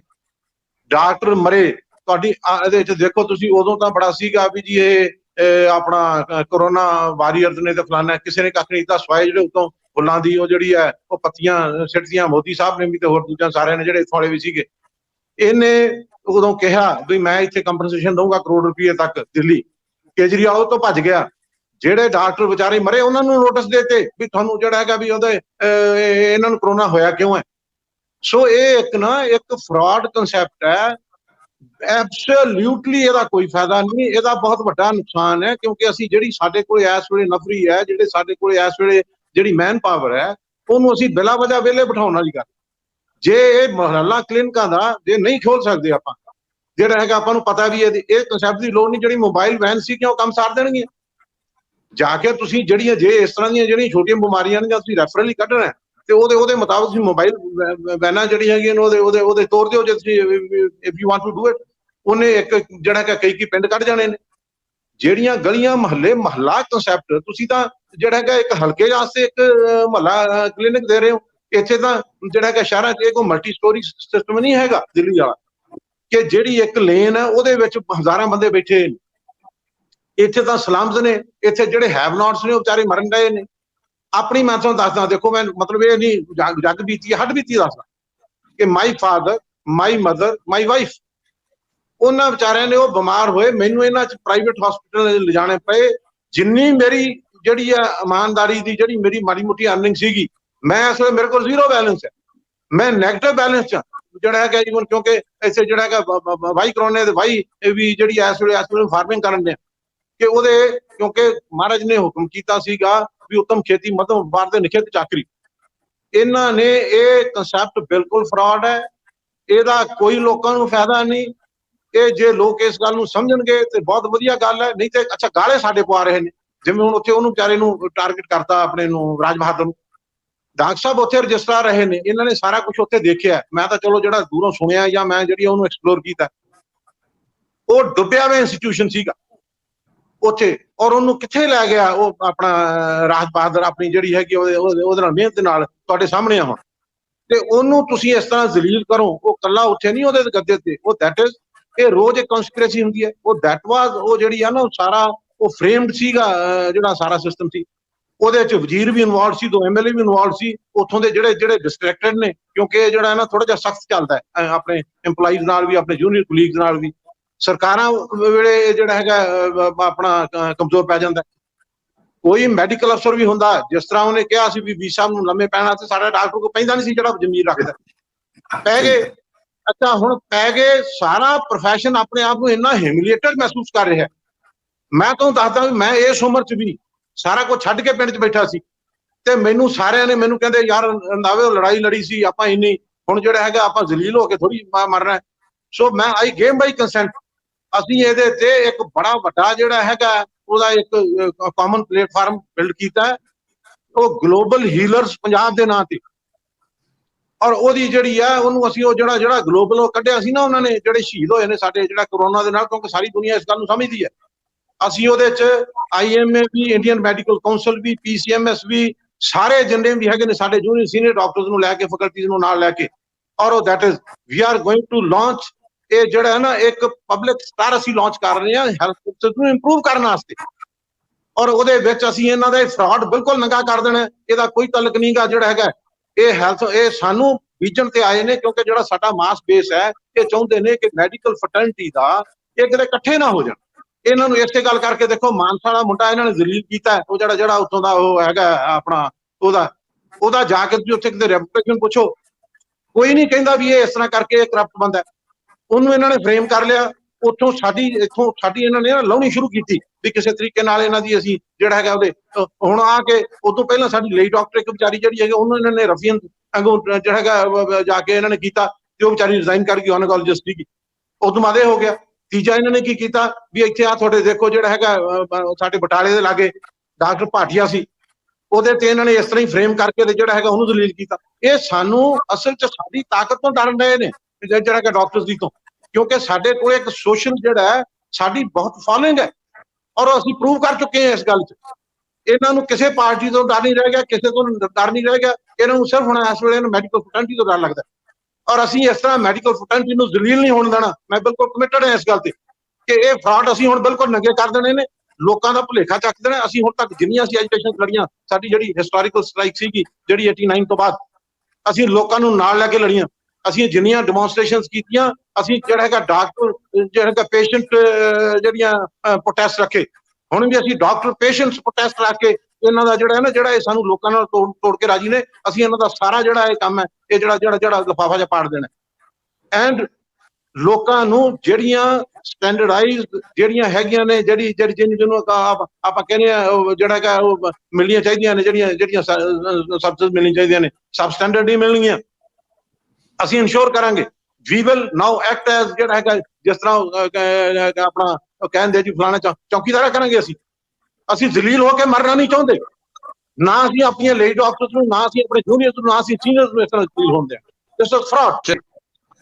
ਚਲਿਏ ਇੱਥੇ ਡਾਕਟਰ ਗਰਗ ਮੈਂ ਥੋੜਾ ਹੀ ਜਾਣਨਾ ਚਾਹਾਂਗਾ ਵੀ ਜਿਵੇਂ ਮਸਲਾ ਈਗੋ ਦਾ ਵੀ ਬਣ ਗਿਆ ਕਿਤੇ ਨਾ ਕਿਤੇ। ਇਹ ਲੱਗਿਆ ਵੀ ਜਿਹੜੇ ਹੈਲਥ ਮੰਤਰੀ ਸਾਹਿਬ ਨੇ ਉਹਨਾਂ ਨੇ ਆਪਣੀ ਜਿਹੜੀ ਬਰੀਫ ਨੂੰ ਐਕਸੀਡ ਕੀਤਾ। ਕਈ ਥਾਵਾਂ ਤੇ ਉਹ ਜਿਹੜੀ ਥਾਣੇਦਾਰੀ ਕਹਿ ਲੋ ਕਰਦੇ ਹੋ ਜਾਂ ਡਿਸਪਲਿਨ ਕਰਦੇ ਹੋ, ਹਾਲਾਂਕਿ ਕਈ ਲੋਕਾਂ ਨੇ ਬਹੁਤ ਉਹਨੂੰ ਠੀਕ ਮੰਨਿਆ ਵੀ ਜੇ ਸੜੇ ਗਲੇ ਬਿਸਤਰੇ ਤੇ ਮੈਟ੍ਰਿਸਿਸ ਦੇ ਉੱਤੇ ਆਮ ਲੋਕ ਪੈਣ ਲਈ ਮਜਬੂਰ ਨੇ ਸਾਲਾਂ ਤੋਂ ਜੇ ਇੱਕ ਵਾਈਸ ਚਾਂਸਲਰ ਨੂੰ ਉਸ ਉੱਤੇ ਲੇਟਣਾ ਪੈ ਜਾਵੇ ਤਾਂ ਇਹਦੇ 'ਚ ਕੀ ਵੱਡੀ ਆਫਤ ਆ ਗਈ। ਸੋ ਇਸ ਤਰੀਕੇ ਦੀਆਂ ਗੱਲਾਂ ਬਾਤਾਂ ਵੀ ਸਾਹਮਣੇ ਆਈਆਂ ਨੇ। ਸੋ ਕਿਤੇ ਨਾ ਕਿਤੇ ਸਰਕਾਰ ਦੀ ਨੀਅਤ ਦੇ ਵਿੱਚ ਤਾਂ ਆਪਾਂ ਖੋਟ ਨਹੀਂ ਕੱਢ ਸਕਦੇ। ਜੇ ਠੀਕ ਹੈ ਮੁਹੱਲਾ ਕਲੀਨਿਕਾਂ ਦਾ ਇੱਕ ਵੱਖਰਾ ਵਿਸ਼ਾ ਹੈ, ਲੇਕਿਨ ਆ ਜਿਹੜੀ ਗੱਲ ਡਾਕਟਰ ਰੰਧਾਵਾ ਨੇ ਕੀਤੀ ਹੈ ਵੀ ਕਈ ਥਾਂ ਤੇ ਹੋ ਗਿਆ, ਕਈ ਥਾਂ ਤੇ ਜਿਹੜੇ ਮੰਤਰੀ ਸਾਹਿਬ ਦੀ ਕਲੈਸ਼ ਆਈ, ਮੰਤਰੀ ਦੇ ਕੰਮ ਕਰਨ ਦੇ ਵਤੀਰੇ ਨੂੰ ਲੈ ਕੇ ਵੀ ਸਵਾਲ ਉੱਠੇ। ਇਵਨ ਦੱਸਿਆ ਜਾਂਦਾ ਵੀ ਮੁੱਖ ਮੰਤਰੀ ਨੇ ਵੀ ਫੋਨ ਦੇ ਉੱਤੇ ਡਾਕਟਰ ਰਾਜ ਬਹਾਦਰ ਤੋਂ ਮਾਫੀ ਵਗੈਰਾ ਮੰਗੀ। ਲੇਕਿਨ ਤੁਸੀਂ ਬਾਬਾ ਫਰੀਦ ਯੂਨੀਵਰਸਿਟੀ 'ਚ ਰਹੇ ਹੋ, ਉੱਥੇ ਇੱਕ ਮਤਭੇਦ ਨੇ। ਉੱਥੇ ਮੰਨਿਆ ਜਾਂਦਾ ਕਿ ਡਾਕਟਰ ਰਾਜ ਬਹਾਦਰ ਵੀ ਕੋਈ ਐਡਾ ਵਧੀਆ ਮਤਲਬ ਕੋਈ ਪ੍ਰਸ਼ਾਸਕ ਨਹੀਂ ਹੈਗੇ ਨੇ, ਉਹਨਾਂ ਤੋਂ ਵੀ ਲੋਕਾਂ ਨੂੰ ਦਿੱਕਤਾਂ ਹੈਗੀ ਨੇ। ਸੋ ਜੋ ਕੁਝ ਕੈਮਰੇ ਦੇ ਸਾਹਮਣੇ ਹੋਇਆ, ਆਪਾਂ ਉਸ ਘਟਨਾ ਦੇ ਉੱਤੇ ਵੀ ਥੋੜਾ ਜਿਹਾ ਗੱਲ ਤੁਹਾਡੇ ਨਾਲ ਕਰਨਾ ਚਾਹਾਂਗਾ। ਨਹੀਂ, ਮੈਂ ਇਸ ਗੱਲ ਤੇ ਪਹਿਲਾਂ ਕਰਾਂਗਾ। ਕੈਮਰੇ ਸਾਹਮਣੇ ਜੋ ਮਰਜ਼ੀ ਹੋਇਆ ਹੈ, ਤੁਹਾਡੇ ਖਿਆਲ 'ਚ ਵੀ ਤੁਸੀਂ ਬਾਂਹ ਫੜ ਕੇ ਵਾਈਸ ਚਾਂਸਲਰ ਨੂੰ ਉੱਥੇ ਪਾ ਦਿਓ, ਤੁਸੀਂ ਡਾਕਟਰ ਦੀ ਬੇਇੱਜ਼ਤੀ ਕਰੋਗੇ, ਤੁਸੀਂ ਸਾਡੀ ਪੱਗ ਲਾਓਗੇ। ਤੁਸੀਂ ਕਦੇ ਸਾਇੰਸ ਪੜ੍ਹ ਨਹੀਂ ਸਕੇ, ਤੁਹਾਨੂੰ ਢੇਡੇ ਦਾ ਪਤਾ ਨਹੀਂ, ਤੁਸੀਂ ਜਾ ਕੇ ਬਾਂਹ ਫੜ ਕੇ, ਫਿਰ ਤਾਂ ਮੰਤਰੀ ਨੂੰ ਵੀ ਮੰਜੇ ਤੇ ਪਾ ਦੇਣਾ ਚਾਹੀਦਾ। ਮੰਤਰੀ ਨੂੰ ਇਹ ਕਿੱਥੋਂ ਅਧਿਕਾਰ ਮਿਲ ਗਿਆ ਵੀ ਜਾ ਕੇ ਬਾਂਹ ਫੜ ਕੇ ਉਹਦੇ ਮੋਢੇ ਤੇ ਵਾਈਸ ਚਾਂਸਲਰ ਦੇ? ਮੈਂ ਕਹਿੰਦਾ ਵਾਈਸ ਚਾਂਸਲਰ ਦੇ 100 ਗਲਤੀਆਂ ਹੋਣਗੀਆਂ, ਕੌਣ ਕਹਿੰਦਾ ਨਹੀਂ ਹੋਣਗੀਆਂ? ਕਿਹੜਾ ਕੰਮ ਹੈ ਜਿਹੜਾ ਬੰਦਾ ਕੰਮ ਕਰਦਾ ਤਾਂ ਗਲਤੀਆਂ ਕੌਣ ਨਹੀਂ ਹੁੰਦੀਆਂ? ਜਿਹਨੇ ਰੋਜ਼ ਜਨਾਨੀਆਂ ਉਹਨਾਂ ਦੀ ਰੋਟੀ ਨਹੀਂ ਸੜਦੀ, ਜਿਹੜੇ ਨੁਕਸ ਨੇ ਹੋਰ ਜਿਹੜੇ ਉੱਥੇ ਵੀ ਸਾਨੂੰ ਰੈਗੂਲਰ ਕਰ ਦੇਣਗੇ ਜੀ, ਇਹੋ ਜਿਹੇ ਬਥੇਰੇ ਹੁੰਦੇ ਨੇ, ਹਮੇਸ਼ਾ ਹੀ ਹੁੰਦੇ ਨੇ। ਸਾਡੀਆਂ ਬਥੇਰੀਆਂ ਡਾਕਟਰ ਰੰਧਾਵਾ ਵੀ ਸਿਵਲ ਸਰਜਨ ਰਹੇ ਨੇ, ਕੋਈ ਉਂਗਲ ਉਠਾ ਕੇ ਦਿਖਾਵੇ ਇਹਨਾਂ ਤੇ। ਮੈਂ ਕਹਿਣ ਨੂੰ ਚਾਹ ਰਿਹਾ ਉਰੇ ਵੀ ਡਾਕਟਰ ਰੰਧਾਵਾ ਸਿਵਲ ਸਰਜਨ ਰਹੇ ਨੇ, ਔਰ ਅੰਮ੍ਰਿਤਸਰ ਵਰਗੇ ਜ਼ਿਲ੍ਹੇ ਦੇ ਕੋਈ ਉਂਗਲ ਉਠਾਵੇ ਇਹਨਾਂ ਤੇ। ਔਰ ਅਸੀਂ ਲੀਡਰ ਵੀ ਰਹੇ ਹਾਂ, ਡਾਇਰੈਕਟਰ ਰਹੇ ਨੇ ਸਾਡੇ ਐਸੋਸੀਏਸ਼ਨ ਦੇ ਜਨਰਲ ਸੈਕਟਰੀ, ਮੈਂ ਡਾਇਰੈਕਟਰ ਰਿਹਾ, ਮੈਂ ਜਨਰਲ ਸੈਕਟਰੀ ਰਿਹਾ ਐਗਜ਼ੈਕਟਿਵ। ਇੱਕ ਬੰਦਾ ਉਂਗਲ ਉਠਾਵੇ ਅਸੀਂ ਕੰਮ ਕਰਨਾ ਜਾਣਦੇ ਹਾਂ, ਅਸੀਂ ਕੰਮ ਕੀਤਾ। ਤੇ ਅਗਲੀ ਗੱਲ, ਇਹ ਤਾਂ ਲੜਦੇ ਨੇ ਕੁੱਕੜਾਂ ਵਾਂਗੂ ਇੱਕ ਦੂਜੇ ਨਾਲ। ਮੇਰੀ ਤੇ ਡਾਕਟਰ ਰੰਧਾਵਾ ਦੀ ਐਸੋਸੀਏਸ਼ਨ 'ਚ ਬਿਲਕੁਲ ਨਹੀਂ ਬਣਦੀ ਸੀ, ਪਰ ਜੇ ਕੋਈ ਮਰੀਜ਼ ਦੀ ਲੋੜ ਹੋਵੇ, ਜੇ ਡਾਕਟਰ ਰੰਧਾਵਾ ਨੂੰ ਲੋੜ ਪੈਂਦੀ ਆ, ਮੈਨੂੰ ਕਹਿੰਦੇ ਸੀ। ਜੇ ਮੈਨੂੰ ਲੋੜ ਪੈਂਦੀ ਸੀ, ਮੈਂ doctor Gill, doctor Manjit Singh, doctor Randhawa ਇਹਨਾਂ ਨੂੰ ਕਹਿੰਦਾ ਸੀ, ਕਿਉਂਕਿ ਸਾਨੂੰ ਇੱਕ ਦੂਜੇ ਤੇ ਇਹ ਵਿਸ਼ਵਾਸ ਹੈ ਵੀ ਡਾਕਟਰੀ 'ਚ ਅਸੀਂ ਇਹੋ ਜਿਹਾ ਕੰਮ ਨਹੀਂ ਹੋ ਸਕਦਾ। ਮਤਭੇਦ 100 ਸੀਗੇ, ਡਾਕਟਰ ਰੰਧਾਵਾ ਹੋਰੀ ਵੀ ਇਸ ਗੱਲ ਤੇ ਖੜਦੇ ਸੀ ਲੋਕਾਂ ਨੂੰ ਸਿਹਤ ਸੇਵਾਵਾਂ ਮਿਲਣੀਆਂ ਚਾਹੀਦੀਆਂ ਨੇ, ਅਸੀਂ ਵੀ ਇਸੇ ਗੱਲ ਤੇ ਖੜਦੇ ਸੀ। ਸੋ ਜਿੰਨਾ ਚਿਰ ਜਦ ਇਸੇ ਕਰਕੇ ਸਾਡੀਆਂ ਬਹੁਤ ਸਾਰੀਆਂ ਗੱਲਾਂ ਮਿਲਦੀਆਂ ਨੇ ਵੀ ਅਸੀਂ ਕਹਿੰਦੇ ਆ ਲੋਕਾਂ ਨੂੰ ਸਿਹਤ ਸੇਵਾ ਦਿਓ। ਤੁਸੀਂ ਫਰਾਡ ਕਰਕੇ ਜਿਹੜੇ ਤੁਸੀਂ ਪੱਗ ਲਾ ਕੇ ਡਾਕਟਰਾਂ ਦੀ, ਕਿਉਂਕਿ ਡਾਕਟਰ ਬਣ ਨਹੀਂ ਸਕੇ, ਇਹ ਸਾਰੇ ਜੀਵਨ 'ਚ ਜ਼ੋਰ ਲਾ ਲੈਣ। ਮੈਂ ਪਹਿਲਾਂ ਹੀ ਕਹਿ ਕੇ ਹਟਿਆ ਵੀ ਸਪੈਸ਼ਲਿਸਟ ਨੂੰ 535 ਪੋਸਟਾਂ ਸਪੈਸ਼ਲਿਸਟਾਂ ਦੀ ਖਾਲੀ ਪਈਆਂ ਨੇ, 535 ਤੇ ਵਾਕ ਇਨ ਇੰਟਰਵਿਊ ਰੱਖਦੇ ਰਹੇ ਨੇ। MBBS ਤਨਖਾਹ ਤੇ ਆਊ ਕੌਣ? ਜਿਹੜੇ ਲੇਡੀ ਡਾਕਟਰਸ ਨੇ, ਇੱਥੇ ਅਨੰਦਪੁਰ ਤੋਂ ਡਾਕਟਰ ਆ ਰਹੀ ਸੀ, ਉਹ ਤੇ ਹਮਲਾ ਹੋਇਆ। ਇੱਥੇ ਜਿਹੜਾ ਚੰਨੀ ਸਾਹਿਬ ਦਾ ਏਰੀਆ, ਉਹ ਚਮਕੌਰ ਸਾਹਿਬ, ਉੱਥੇ ਡਾਕਟਰ ਲੱਗੀ ਹੋਈ ਸੀ ਲੇਡੀ ਗਾਇਨੀ ਜੀ, ਉਹਨੂੰ ਮੈਡੀਕਲ ਲੀਗਲ ਤੇ ਧੱਕੇ ਨਾਲ ਉਹ ਮੈਨੂੰ ਕਹੇ ਜੀ ਰੋਵੇ। ਮੈਂ ਕਿਹਾ ਤੂੰ ਨੌਕਰੀ ਛੱਡ ਕੇ ਪਰਾਂ ਹੋ, ਤਾਂ ਇਹਨਾਂ ਤੋਂ ਲੈਣਾ ਕੀ ਹੈ? ਸੈਕਟਰੀ ਦਾ ਇੱਕ ਡਾਕਟਰ ਸੀ। ਮੈਂ ਕਿਹਾ ਯਾਰ ਤੂੰ ਐਵੇਂ ਪਾਗਲ ਪਾਇਆ ਵੀ ਤੂੰ ਇਹ ਸਰਕਾਰੀ ਨੌਕਰੀ ਕਰਨਾ, ਛੱਡ ਦੇ ਤੂੰ। ਜਿਉਂਦਾ ਹਾਥੀ ਲੱਖ ਦਾ ਮਰਿਆ 1.25 ਲੱਖ ਦਾ। ਡਾਕਟਰ ਰੰਧਾਵਾ ਵੀ ਸਪੈਸ਼ਲਿਸਟ ਨੇ, ਡਾਕਟਰ ਮਨਜੀਤ ਸਿੰਘ ਜਿਹਨਾਂ ਦੀ ਮੈਂ ਗੱਲ ਕਰਦਾ ਉਹ ਵੀ ਸਪੈਸ਼ਲਿਸਟ ਨੇ, ਡਾਕਟਰ ਗਿੱਲ ਵੀ ਸਪੈਸ਼ਲਿਸਟ ਨੇ, ਮੈਂ ਵੀ ਸਪੈਸ਼ਲਿਸਟ ਹਾਂ। ਐ ਨਹੀਂ ਕੋਈ ਅਸੀਂ ਉਹੀ ਅਸੀਂ ਕੋਈ ਛੱਲੇ ਦੇ ਕੇ ਪਾਸ ਹੋਇਆ। We know how to do the work and we have done it. ਅਸੀਂ ਕਰਕੇ ਦਿਖਾਇਆ। ਅਗਲੀ ਗੱਲ, ਇਹ ਸ਼ਾਇਦ ਲੋਕਾਂ ਨੂੰ ਉਹਨਾਂ ਨਾਲ ਇਕੱਠੇ ਕਰ ਸਕਣ, ਅਸੀਂ ਲੋਕਾਂ ਨੂੰ ਵੀ ਇਕੱਠੇ ਕਰਿਆ। ਅਸੀਂ ਹਮੇਸ਼ਾ ਲੋਕਾਂ ਨੂੰ ਨਾਲ ਦੇ, ਲੋਕਾਂ ਨੂੰ ਨਾਲ ਲੈ ਕੇ ਦੇਣੀਆਂ ਕਰੀਆਂ ਨੇ। ਅਸੀਂ ਕਹਿੰਦੇ ਰਹੇ ਵੀ ਇੱਥੇ ਚਾਦਰਾਂ। ਗਰਗ ਸਾਹਿਬ, ਇੱਥੇ ਪੁਆਇੰਟ ਇਹ ਹੈ ਵੀ ਮਾੜੀ ਵਿਵਸਥਾ, ਗੰਦੇ ਬਿਸਤਰੇ, ਮੈਟ੍ਰਿਸਿਸ ਨੂੰ ਬਦਲਾਉਣ ਦੀ ਜ਼ਿੰਮੇਵਾਰੀ ਕਿਸ ਦੀ ਹੈ? ਉਹ ਕਮੀਆਂ ਖਾਮੀਆਂ ਉਣਤਾਈਆਂ ਜਿਹੜੀਆਂ ਹੋਈਆਂ, ਉਹਦੇ ਲਈ ਕੀ ਵਾਈਸ ਚਾਂਸਲਰ ਨੂੰ ਕਹਿਣਾ ਬਣਦਾ ਸੀ? ਵਾਈਸ ਚਾਂਸਲਰ ਨੂੰ ਨਾ ਪੁੱਛੇ ਤਾਂ ਮੰਤਰੀ ਕਿੱਥੋਂ ਪੁੱਛੇ? ਇਸੇ 'ਚ ਹੁਣ ਪਹਿਲੀ ਗੱਲ, ਸਾਰੇ ਇਹ ਮਾੜੀਆਂ ਹਾਲਤਾਂ ਦੇ ਉੱਤੇ ਬਾਰ-ਬਾਰ ਬੋਲਦੇ ਰਿਹਾ ਕਿ ਭਾਈ ਇਹਨਾਂ ਨੂੰ ਸੁਧਾਰੋ। ਚਾਹੇ ਦਵਾਈਆਂ ਮਾੜੀਆਂ ਨੇ, ਚਾਹੇ ਦਵਾਈਆਂ ਹੈ ਨਹੀਂ, ਚਾਹੇ ਇਕਵਿਪਮੈਂਟ ਫਾਲਤੂ ਦਾ ਖਰੀਦਤਾ ਜਿਹਦੀ ਲੋੜ ਨਹੀਂ, ਚਾਹੇ ਘਟੀਆ ਖਰੀਦਤਾ ਜਾਂ ਜਿਹੜਾ ਲੋੜ ਆ ਉਹ ਨਹੀਂ ਖਰੀਦਦਾ, ਚਾਹੇ ਬਿਲਡਿੰਗਾਂ ਮਾੜੀਆਂ ਨੇ। ਅਸੀਂ ਚਾਹੁੰਦੇ ਹਾਂ, ਅਸੀਂ ਹਮੇਸ਼ਾ ਕਿਹਾ ਕਿ ਮਰੀਜ਼ਾਂ ਨੂੰ ਸਹੂਲਤ ਮਿਲਣੀ ਚਾਹੀਦੀ ਹੈ, ਇਹ ਉਹਨਾਂ ਦਾ ਹੱਕ ਹੈ। ਦੂਜੀ ਗੱਲ, ਜਿਹੜਾ ਵਾਈਸ ਚਾਂਸਲਰ ਹੈ ਉਹਦੇ ਕੋਲ ਯੂਨੀਵਰਸਿਟੀ ਦਾ ਵਾਈਸ ਚਾਂਸਲਰ ਹੈ। ਹਸਪਤਾਲ ਜ਼ਰੂਰ ਜਿਹੜਾ ਮੈਡੀਕਲ ਕਾਲਜ ਆ ਯੂਨੀਵਰਸਿਟੀ ਨੂੰ ਮਿਲਿਆ ਹੋਇਆ, ਪਰ ਉਹਦਾ ਮੈਡੀਕਲ ਸੁਪਰਡੈਂਟ ਹੈ। ਮੈਡੀਕਲ ਸੁਪਰਡੈਂਟ ਦੀ ਜ਼ਿੰਮੇਵਾਰੀ ਸੀ ਵੀ ਜੋ ਵੀ ਉਹਨੂੰ ਬਣਾਉਣਾ ਸੀ ਉਹਨੂੰ ਬਣਾਇਆ ਨਹੀਂ। ਪਹਿਲੀ ਗੱਲ ਤਾਂ ਮੰਤਰੀ ਨੂੰ ਆ ਜਾਣਾ ਹੀ ਨਹੀਂ ਚਾਹੀਦਾ। ਅਸੀਂ ਕੋਈ ਠੱਗੀ ਕਰਦੇ ਹਾਂ, ਅਸੀਂ ਕੋਈ ਉੱਥੇ ਚੋਰਾਂ ਦੀ ਛਾਪਾ ਮਾਰਦਾ ਜਾ ਕੇ ਮੀਡੀਆ ਨੂੰ ਲੈ ਕੇ ਜਾ ਰਿਹਾ। ਇਹਦਾ ਮਤਲਬ ਤਾਂ ਮੀਡੀਆ ਨੂੰ ਦਿਖਾਉਣਾ ਚਾਹੁੰਦਾ ਸੀ। ਜੇ ਮੰਤਰੀ ਨੇ ਜਾਣਾ ਸੀ ਸੈਕਟਰੀ ਨੂੰ ਨਾਲ ਲੈ ਕੇ ਜਾਣਾ ਸੀ। ਸੈਕਟਰੀ ਤੋਂ ਬਿਨਾਂ ਮੰਤਰੀ ਗਿਆ ਤਾਂ ਕਿ, ਕਿਉਂਕਿ ਸੈਕਟਰੀ ਨੂੰ ਪਤਾ ਹੁੰਦਾ ਤੌਰ ਤਰੀਕੇ ਦਾ ਵੀ ਗੱਲ ਕਿਵੇਂ ਕਰਨੀ ਹੈ। ਸੋ ਇਸ ਕਰਕੇ ਮੈਂ ਡਾਕਟਰ ਰੰਧਾਵਾ ਕੁਝ ਕਹਿਣਾ ਚਾਹੁੰਦੇ ਨੇ, ਮੈਂ ਆਪਦੀ ਗੱਲ ਨੂੰ ਖਤਮ ਕਰ ਰਿਹਾ ਇਸੇ 'ਚ। ਇਹਨਾਂ ਨੇ ਜਾਣ ਬੁੱਝ ਕੇ ਇੱਕ ਸਭ ਤੋਂ ਕਾਬਲ ਬੰਦੇ ਦੀ, ਜੇ ਹਾਲਾਂਕਿ ਉਹ ਸਭ ਤੋਂ ਜੂਨੀਅਰ ਨੇ 2 ਸਾਲ ਜਿਹੜੇ ਰਾਜ ਬਹਾਦਰ ਜੀ ਨੇ ਮੇਰੇ ਤੋਂ ਤਾਂ, ਪਰ ਜੇ ਸਾਡੇ ਵਾਈਸ ਚਾਂਸਲਰ ਲੈਵਲ ਦੇ ਬੰਦੇ ਨੂੰ ਵੀ ਜਿਹੜਾ ਕੰਪੀਟੈਂਟ ਸਰਜਨ ਹੈ ਉਸ ਨੂੰ ਜੇ ਉਸ ਦੀ ਕੋਈ ਪੱਗ ਨੂੰ ਹੱਥ ਪਾਏਗਾ, ਉਹਦੀ ਤਾਂ ਛੱਡੋ, ਵਾਈਸ ਚਾਂਸਲਰ ਨੂੰ ਇਹਨਾਂ ਤਾਂ ਸਿਰੇ ਦਾ ਡੰਡਾ ਫੜਿਆ, ਇਹ ਐਂ ਕਰਨ, ਇਹ ਕਿਸੇ ਡਾਕਟਰ ਦੀ ਪੱਗ ਨੂੰ ਹੱਥ ਪਾਉਣ, ਫਿਰ ਇਸ ਤਰ੍ਹਾਂ ਇਹ ਕੋਈ ਤਰੀਕਾ? ਇਹ ਨਹੀਂ ਟੋਲਰੇਟ ਕਰਿਆ ਜਾ ਸਕਦਾ। ਜੇ ਜੀਵੇ ਪਤ ਲੱਥੀ ਜਾਏ ਸਭ ਹਰਾਮ ਜੀਤਾ ਕੇ ਖਾਏ, ਮੇਰੇ ਗੁਰੂ ਨੇ ਕਿਹਾ, ਔਰ ਅਸੀਂ ਲੜਾਂਗੇ। ਅੱਛਾ, ਇਹਦੇ 'ਚ ਇਹ ਹੈ ਕਿ ਜੇ ਤਾਂ ਹੁੰਦਾ ਨਾ, ਇਹ ਜਿਹੜਾ ਹੈਗਾ ਫਰਜ਼ ਕਰ ਲਓ, ਇਹਨਾਂ ਦੀ ਜਿਹੜੀ ਹੈ ਨਾ ਨੀਅਤ ਉਹੀ ਮਾੜੀ ਹੈ। ਮੈਨੂੰ ਕਹਿਣ 'ਚ ਇਹਦੇ 'ਚ ਕੋਈ ਉਹ ਨਹੀਂ ਹੈਗਾ। ਜੇ ਫਰਜ਼ ਕਰ ਲਓ, ਜੇ ਕਿਸੇ ਨੂੰ ਵੀ ਇਸ ਗੱਲ ਚਾਹਦੇ, I am ready to face everything for this. ਇਹ ਬਦਨੀਅਤ ਨੇ, ਇਹਨਾਂ ਨੇ ਬਦਨੀਤੀ ਨਾਲ ਕੀਤਾ। ਸੈਕਟਰੀ ਕਿਉਂ ਨਹੀਂ ਗਿਆ ਨਾਲ? ਕਿਉਂ ਨਹੀਂ? ਕਿਉਂਕਿ ਸਾਰੇ ਦਾ ਕਨਸਪੀਰੇਸੀ 'ਚ ਸੀ। ਕੀ ਗੱਲ ਇਹ ਉੱਥੇ ਲਿਜਾ ਕੇ ਉਹੀ ਬੰਦ ਖੋਲ ਕੇ ਉਹੀ ਜਿਹੜਾ ਹੈਗਾ ਉੱਥੇ ਆਪਣਾ ਲਾ ਕੇ, ਸਾਰੇ ਗੱਦੇ ਥੋੜੀ ਉੱਥੇ ਇਸ ਤਰ੍ਹਾਂ ਦੇ ਪਏ ਨੇ। ਇਹ ਵਾਈਸ ਚਾਂਸਲਰ ਨੇ ਲਾਉਣੇ ਨੇ। ਜਿਹੜੀ ਡਾਕਟਰ ਸਾਹਿਬ ਨੇ ਕਹੀ ਹੈ ਗੱਲ, ਉੱਥੋਂ ਦੀ ਜਿਹੜੀ ਆ ਉੱਥੋਂ ਦੀ ਸਟਾਫ ਹੈ, ਉਹਦੀ ਮੈਂ ਇੰਟਰਵਿਊ ਸੁਣੀ ਹੈ। ਉਹ ਕਹਿੰਦੀ ਮੈਂ ਵਰਬਲੀ ਕਿਹਾ ਸੀ। What do you mean by verbal? ਤੁਸੀਂ ਜਿਹੜਾ ਹੈਗਾ ਹੁਣ ਰਿਕਾਰਡ, ਤੁਸੀਂ ਇੱਕ ਚੀਜ਼ ਮੰਗਦੇ ਹੋ, ਤੁਹਾਨੂੰ ਉਹਦੇ ਜਿਹੜਾ ਹੈਗਾ ਮੁਤਾਬਕ ਮੈਂ ਇੰਨੀ ਵਾਰੀ ਮੰਗਿਆ ਜੀ, ਮੈਨੂੰ ਕਹਿੰਦੇ ਦਿੱਤੇ ਨਹੀਂ। ਇਹ ਜਿਹੜਾ ਸਿਆਪਾ ਹੈ, ਇਹ ਅਸੀਂ ਪਿਛਲੇ 30-32 ਸਾਲਾਂ ਤੋਂ, ਅਸੀਂ 32 ਸਾਲ ਤਾਂ ਮੈਂ ਸਰਵਿਸ ਕੀਤੀ ਹੈ। ਡਾਕਟਰ ਸਾਹਿਬ ਨੇ ਕਿੰਨੀ ਕੀਤੀ ਹੈ? ਮੈਂ ਸਾਰੀ ਫੀਲਡ 'ਚ ਕੀਤੀ ਹੈ। ਡਾਕਟਰ ਸਾਹਿਬ ਨੇ ਮੈਡੀਕਲ ਕਾਲਜ 'ਚ ਵੀ ਕੀਤੀ ਹੈ। ਅਸੀਂ ਇਕੱਲੇ ਫਿਜ਼ੀਸ਼ੀਅਨ ਨਹੀਂ ਹੈਗੇ, ਅਸੀਂ ਸਪੈਸ਼ਲਿਸਟ ਵੀ ਹਾਂ, ਅਸੀਂ ਐਡਮਿਨਿਸਟ੍ਰੇਟਰ ਵੀ ਹਾਂ। ਇਹਨਾਂ ਦੀ ਸਰਕਾਰ ਦੇਖੋ, ਮਾਫ ਕਰਨਾ ਮੈਨੂੰ ਇਹਦੇ 'ਚ ਕਹਿਣ ਕੋਈ ਝਿਜਕ ਨਹੀਂ, ਇਹ ਨੈਗੇਟਿਵ ਵੋਟਿੰਗ ਤੇ ਬਣੀ ਹੈ, ਕਿਉਂਕਿ ਇਹ ਕੋਈ ਪਪੂਲਰ ਮੈਂਡੇਟ ਨਹੀਂ ਸੀਗਾ। ਇਹ ਤਾਂ ਜਿਹੜੀ ਲੋਕੀ ਰੰਧਾਵਾ ਸਾਹਿਬ, ਉਹ ਇੱਕ ਰਾਜਨੀਤਿਕ ਗੱਲ ਹੈ। ਆਪਾਂ ਮੈਂ ਚਾਹੁੰਦਾ ਵੀ ਰਾਜਨੀਤੀ, ਕਿਉਂਕਿ ਇਹ ਆਪਾਂ ਮੈਡੀਕਲ ਹੈਲਥ ਸੇਵਾਵਾਂ ਦੀ ਗੱਲ ਜੀ, ਇਹਨਾਂ ਦੀ ਮੈਂ ਸਿਰਫ ਨੀਅਤ ਦੀ ਗੱਲ ਕਰਦਾ ਕਿ ਇਹਨਾਂ ਦੀਆਂ ਸਾਰੀਆਂ ਪਾਲਿਸੀਜ਼ ਇੱਕ ਬਦਨੀਤੀ ਤੇ ਟਿਕੀਆਂ ਹੋਈਆਂ ਨੇ। ਇੱਕ ਨਹੀਂ, 2 ਨਹੀਂ, 3 ਨਹੀਂ, ਰੋਜ਼ ਜਿਹੜਾ ਬੰਦਾ ਹੁੰਦਾ ਅਗਲਾ ਕਹਿੰਦਾ ਮੇਰੇ ਨਾਲ ਕਨਸਪੀਰੇਸੀ ਹੋਈ ਹੈ, ਔਰ ਹੁੰਦੀਆਂ ਨੇ। ਇਹ ਵੀ ਇੱਕ ਕਨਸਪੀਰੇਸੀ ਸੀਗੀ ਜਿਹਦੇ 'ਚ ਜਿਹੜੇ ਨੇ ਜ਼ਿੰਮੇਵਾਰ ਬੰਦੇ ਸ਼ਾਮਲ ਸੀ। ਜਾ ਕੇ ਇਹਨਾਂ ਨੇ ਉੱਥੇ ਉਹ that was scripted, stage manage ਸਾਰੀ ਗੱਲ ਸੀਗੀ ਸਰ, ਉਹਨੂੰ ਜ਼ਲੀਲ ਕਰਨ ਵਾਸਤੇ। ਤੁਸੀਂ ਦੂਜੀ ਵੀਡੀਓ ਜਿਹੜੀ ਵਾਇਰਲ ਹੋਈ ਹੈ ਤੁਸੀਂ ਉਹ ਦੇਖੋ, ਹਾਲੇ ਉੱਥੋਂ ਤੱਕ ਤਾਂ ਪਹੁੰਚੇ ਨਹੀਂ ਤੇ ਬਾਹਰ ਉਹਨੂੰ ਵਿਚਾਰੇ ਨੂੰ ਜਿਹੜਾ ਹੈਗਾ ਉਹਨੂੰ they are treating him like a peon. ਇਹ ਜਿਹੜਾ ਉਹਦਾ ਸਟੇਚਰ ਹੈ, ਪ੍ਰੋਫੈਸਰ ਦਾ ਸਟੇਚਰ ਮੈਡੀਕਲ ਕਾਲਜ ਦਾ, ਪਤਾ ਕੀ ਹੈ? ਪ੍ਰੈਜ਼ੀਡੈਂਟ ਆਫ ਅਮਰੀਕਾ ਵੀ ਉੱਠ ਕੇ ਮਿਲੂਗਾ ਉਹਨੂੰ। ਤੁਹਾਡੀ ਗੱਲ ਵਿੱਚ ਹੀ ਹੈ, ਮਾਫ ਕਰਨਾ, ਮੈਨੂੰ ਇਹੀ ਥੋੜੀ ਜਿਹੀ ਹੈਰਾਨੀ ਹੁੰਦੀ ਹੈ।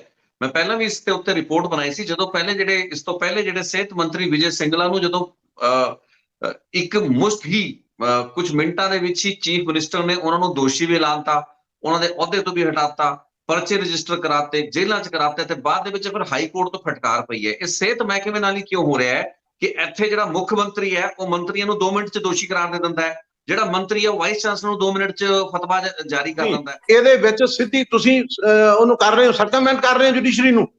ਤੁਸੀਂ ਇੱਕ ਸਿੱਧੀ ਜਿਹੜੀ ਹੈ ਨਾ ਮੀਡੀਆ ਟ੍ਰਾਇਲ ਤੇ ਉਹਨਾਂ ਬੰਦਿਆਂ ਨੂੰ, ਔਰ ਉਹ ਵੀ ਫਰੇਮਡ, ਉਹਦੀ ਤੁਸੀਂ ਆਪਣੇ ਢੰਗ ਨਾਲ ਤੁਸੀਂ ਉਹਦਾ ਦੇਖੋ, ਤੁਸੀਂ ਇਹਦਾ ਪੁੱਛੋ ਆਪਣਾ ਡਾਕਟਰ ਰਾਜ ਬਹਾਦਰ ਦਾ, he is gem of a person. ਅੱਛਾ, ਉਹਦਾ ਪੁੱਛੋ ਤੁਸੀਂ, ਉਹ ਜਿਹੜਾ ਹੈਗਾ ਜਿਹੜਾ ਉੱਥੇ ਉਹਨਾਂ ਨੇ ਇਹਨੂੰ ਸਿੰਗਲੇ ਨੂੰ ਇਹਨਾਂ ਟਾਰਗੇਟ ਕੀਤਾ ਮਾਨਸਾ ਜਾ ਕੇ, ਐਵੇਂ ਲੈ ਗਿਆ ਉਹ ਲੱਖਾਂ ਵੋਟਾਂ। ਮੈਂ ਆਪ ਜਾ ਕੇ ਉੱਥੇ ਪਰਸਨਲੀ ਇਨਕੁਆਇਰ ਕੀਤਾ ਸੀ, ਜਿਹੜਾ ਹੈਗਾ ਉਹਦੇ 'ਚ ਹੋ ਸਕਦਾ ਫੈਕਟ ਫਾਈਂਡਿੰਗ ਕਮੇਟੀ ਦੀ ਜਿਹੜੀ ਅਸੀਂ ਜਿਹੜੀ ਰਿਪੋਰਟ ਛੇਤੀ ਰਿਲੀਜ਼ ਕਰੀਏ ਕਿ ਉਹਦੇ ਵਿੱਚ ਉਹਦੇ ਤੇ ਕੋਈ ਇਸ ਤਰ੍ਹਾਂ ਦਾ ਐਲੀਗੇਸ਼ਨ ਨਹੀਂ। ਉਹਦੇ ਤੋਂ 2300 ਤੇ 1300 ਰੁਪਏ ਤੇ ਜਿਹੜਾ ਹੈਗਾ ਉਹਦੇ ਤੋਂ ਬਰਾਮਦਗੀ ਹੈ, ਕੋਈ ਉਹਦੇ ਘਰੋਂ ਨਹੀਂ, ਕੋਈ ਕੁਛ ਨਹੀਂ। ਉਹਦਾ ਇਹ ਨਹੀਂ ਹੈਗਾ ਵੀ ਜੀ ਫਲਾਣੇ ਐਕਸੀਅਨ ਨੇ ਉਹਦਾ ਕੰਪਲੇਨੈਂਟ ਸੀਗਾ, ਚੀਫ ਮਿਨਿਸਟਰ ਵਾਸ ਦੀ ਕੰਪਲੇਨੈਂਟ। ਇਹ ਕੋਈ ਤਮਾਸ਼ਾ ਯਾਰ, ਹੱਦ ਹੋ ਗਈ ਤੁਹਾਡੀ। ਤੁਸੀਂ ਇੱਕ ਡਾਕਟਰ ਨੂੰ, ਤੁਸੀਂ 12 ਡਾਕਟਰਾਂ ਨੂੰ ਟਿਕਟਾਂ ਦਿੰਦੇ ਹੋ, ਉਹਦੇ 'ਚ ਇੱਕ ਡਾਕਟਰ ਨੂੰ ਤੁਸੀਂ ਕਰਦੇ ਹੋ, ਉਹਨੂੰ ਤੁਸੀਂ 3 ਮਹੀਨਾ ਵੀ ਨਹੀਂ, ਕੁਛ ਵੀ ਨਹੀਂ, ਮਹੀਨੇ ਦੇ ਵਿੱਚ ਜਲੀਲ ਕਰਕੇ ਉਹਨੂੰ ਬਾਹਰ ਕੱਢ ਦਿੰਦੇ ਹੋ। ਉਸ ਤੋਂ ਬਾਅਦ ਤੁਸੀਂ ਮਹਿਕਮਾ ਇੱਕ ਪੱਠੇ ਵੱਢ ਨੂੰ ਫੜਾ ਦਿੰਦੇ ਹੋ ਜਿਹਨੂੰ ਪਤਾ ਕੱਖ ਨਹੀਂਗਾ। ਮਾਫ ਕਰਨਾ, ਇਹ ਕੋਈ ਤਰੀਕਾ ਹੈ? ਤੁਹਾਡੇ ਕੋਲ ਪੜ੍ਹੇ ਲਿਖੇ ਦੀ ਕਮੀ ਹੈ। ਜੇ ਡਾਕਟਰ ਸਾਰੇ ਇਨਕੰਪੀਟੈਂਟ ਨੇ, ਜਿਹੜੇ ਅਸੈਂਬਲੀ 'ਚ ਬੈਠੇ ਨੇ, ਜੇ ਫਰਜ਼ ਕਰ ਲਓ ਉਹਨਾਂ ਨੂੰ ਕੱਖ ਨਹੀਂ ਪਤਾ, ਤੇ ਦਿੱਤੀਆਂ ਕਿਉਂ ਟਿਕਟਾਂ? ਮੈਂ ਇਸ ਗੱਲ ਤੇ ਕਹਿਣਾ, ਇਹ ਸਾਰਾ ਫਰਾਡ ਚੱਲ ਰਿਹਾ ਹੈ। ਲੋਕੀ ਜਿੰਨੀ ਛੇਤੀ ਸਮਝ ਜਾਣ, ਪੰਜਾਬ ਦਾ ਬੇੜਾ ਗਰਕ ਕਰਨ ਵਾਸਤੇ ਤੁਲੇ ਨੇ ਸਾਰੇ ਜਾਣੇ। ਇਹ ਸਾਨੂੰ ਕੋਈ ਨਹੀਂ, ਔਰ ਅਸੀਂ ਇਸ ਚੀਜ਼ ਦਾ ਦੇਖੋ ਕੋਈ ਝਿਜਕ ਨਹੀਂ।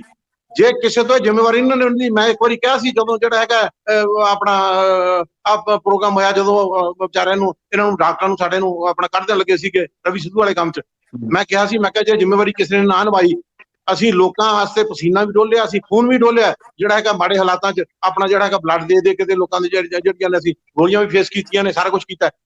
ਜੇ ਕਿਸੇ ਨੇ ਜ਼ਿੰਮੇਵਾਰੀ ਨਾ ਨਿਭਾਈ, ਅਸੀਂ ਨਿਭਾਵਾਂਗੇ ਇਹ ਵੀ ਤੁਹਾਨੂੰ ਦੱਸ ਦਈਏ। ਇਹ ਜਿਹੜੀ ਆ ਨਾ, ਜਿਹੜੀ ਹੈ health is not the only ਜਿਹੜੀ ਹੈਗਾ physical disease or infirmity, ਇਹ physical, social, ਜਿਹੜਾ mental, spiritual well-being ਤੱਕ ਜਾਂਦੀ ਹੈ ਇਹਦੀ ਡੈਫੀਨੇਸ਼ਨ।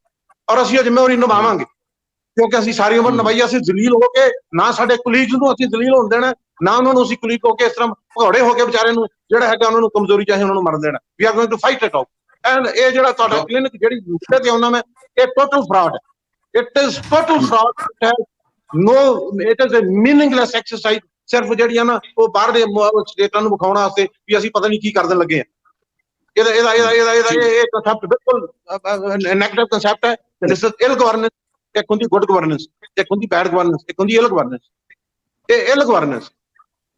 ਚਲਿए ਡਾਕਟਰ ਗਰਗ, ਮੈਂ ਤੁਹਾਡੇ ਤੋਂ ਜਾਣਨਾ ਚਾਹਾਂਗਾ ਵੀ ਇਹ ਸਰਕਾਰ, ਇਹ ਬੜਾ ਵੈਸੇ ਵੈਲਿਡ ਪੁਆਇੰਟ ਇਹਨਾਂ ਨੇ ਚੱਕਿਆ ਵੀ ਜਦੋਂ ਕੈਬਨਿਟ ਪੰਜਾਬ ਦੇ ਵਿੱਚ ਜਿਹੜੇ ਵਿਧਾਇਕ 90 ਤੋਂ ਵੱਧ ਚੁਣ ਕੇ ਆਉਂਦੇ ਨੇ ਐਮਐਲਏ ਆਮ ਆਦਮੀ ਪਾਰਟੀ ਦੇ, ਉਹਨਾਂ ਦੇ ਵਿੱਚ ਐਡੇ ਡਾਕਟਰ ਹੈਗੇ ਨੇ। ਇੱਕ ਡਾਕਟਰ ਨੂੰ ਤੁਸੀਂ ਸਿਹਤ ਮੰਤਰੀ ਬਣਾਇਆ ਤੇ ਉਹਨੂੰ ਤੁਸੀਂ ਭ੍ਰਿਸ਼ਟਾਚਾਰ ਦੇ ਇਲਜ਼ਾਮਾਂ ਦੇ ਵਿੱਚ ਖੁਦ ਹੀ ਹਟਾਤਾ, ਜਦਕਿ ਹੁਣ ਕੁਝ ਨਹੀਂ ਨਿਕਲ ਰਿਹਾ, ਹਾਈ ਕੋਰਟ ਨੇ ਵੀ ਫਟਕਾਰ ਲਾਤੀ।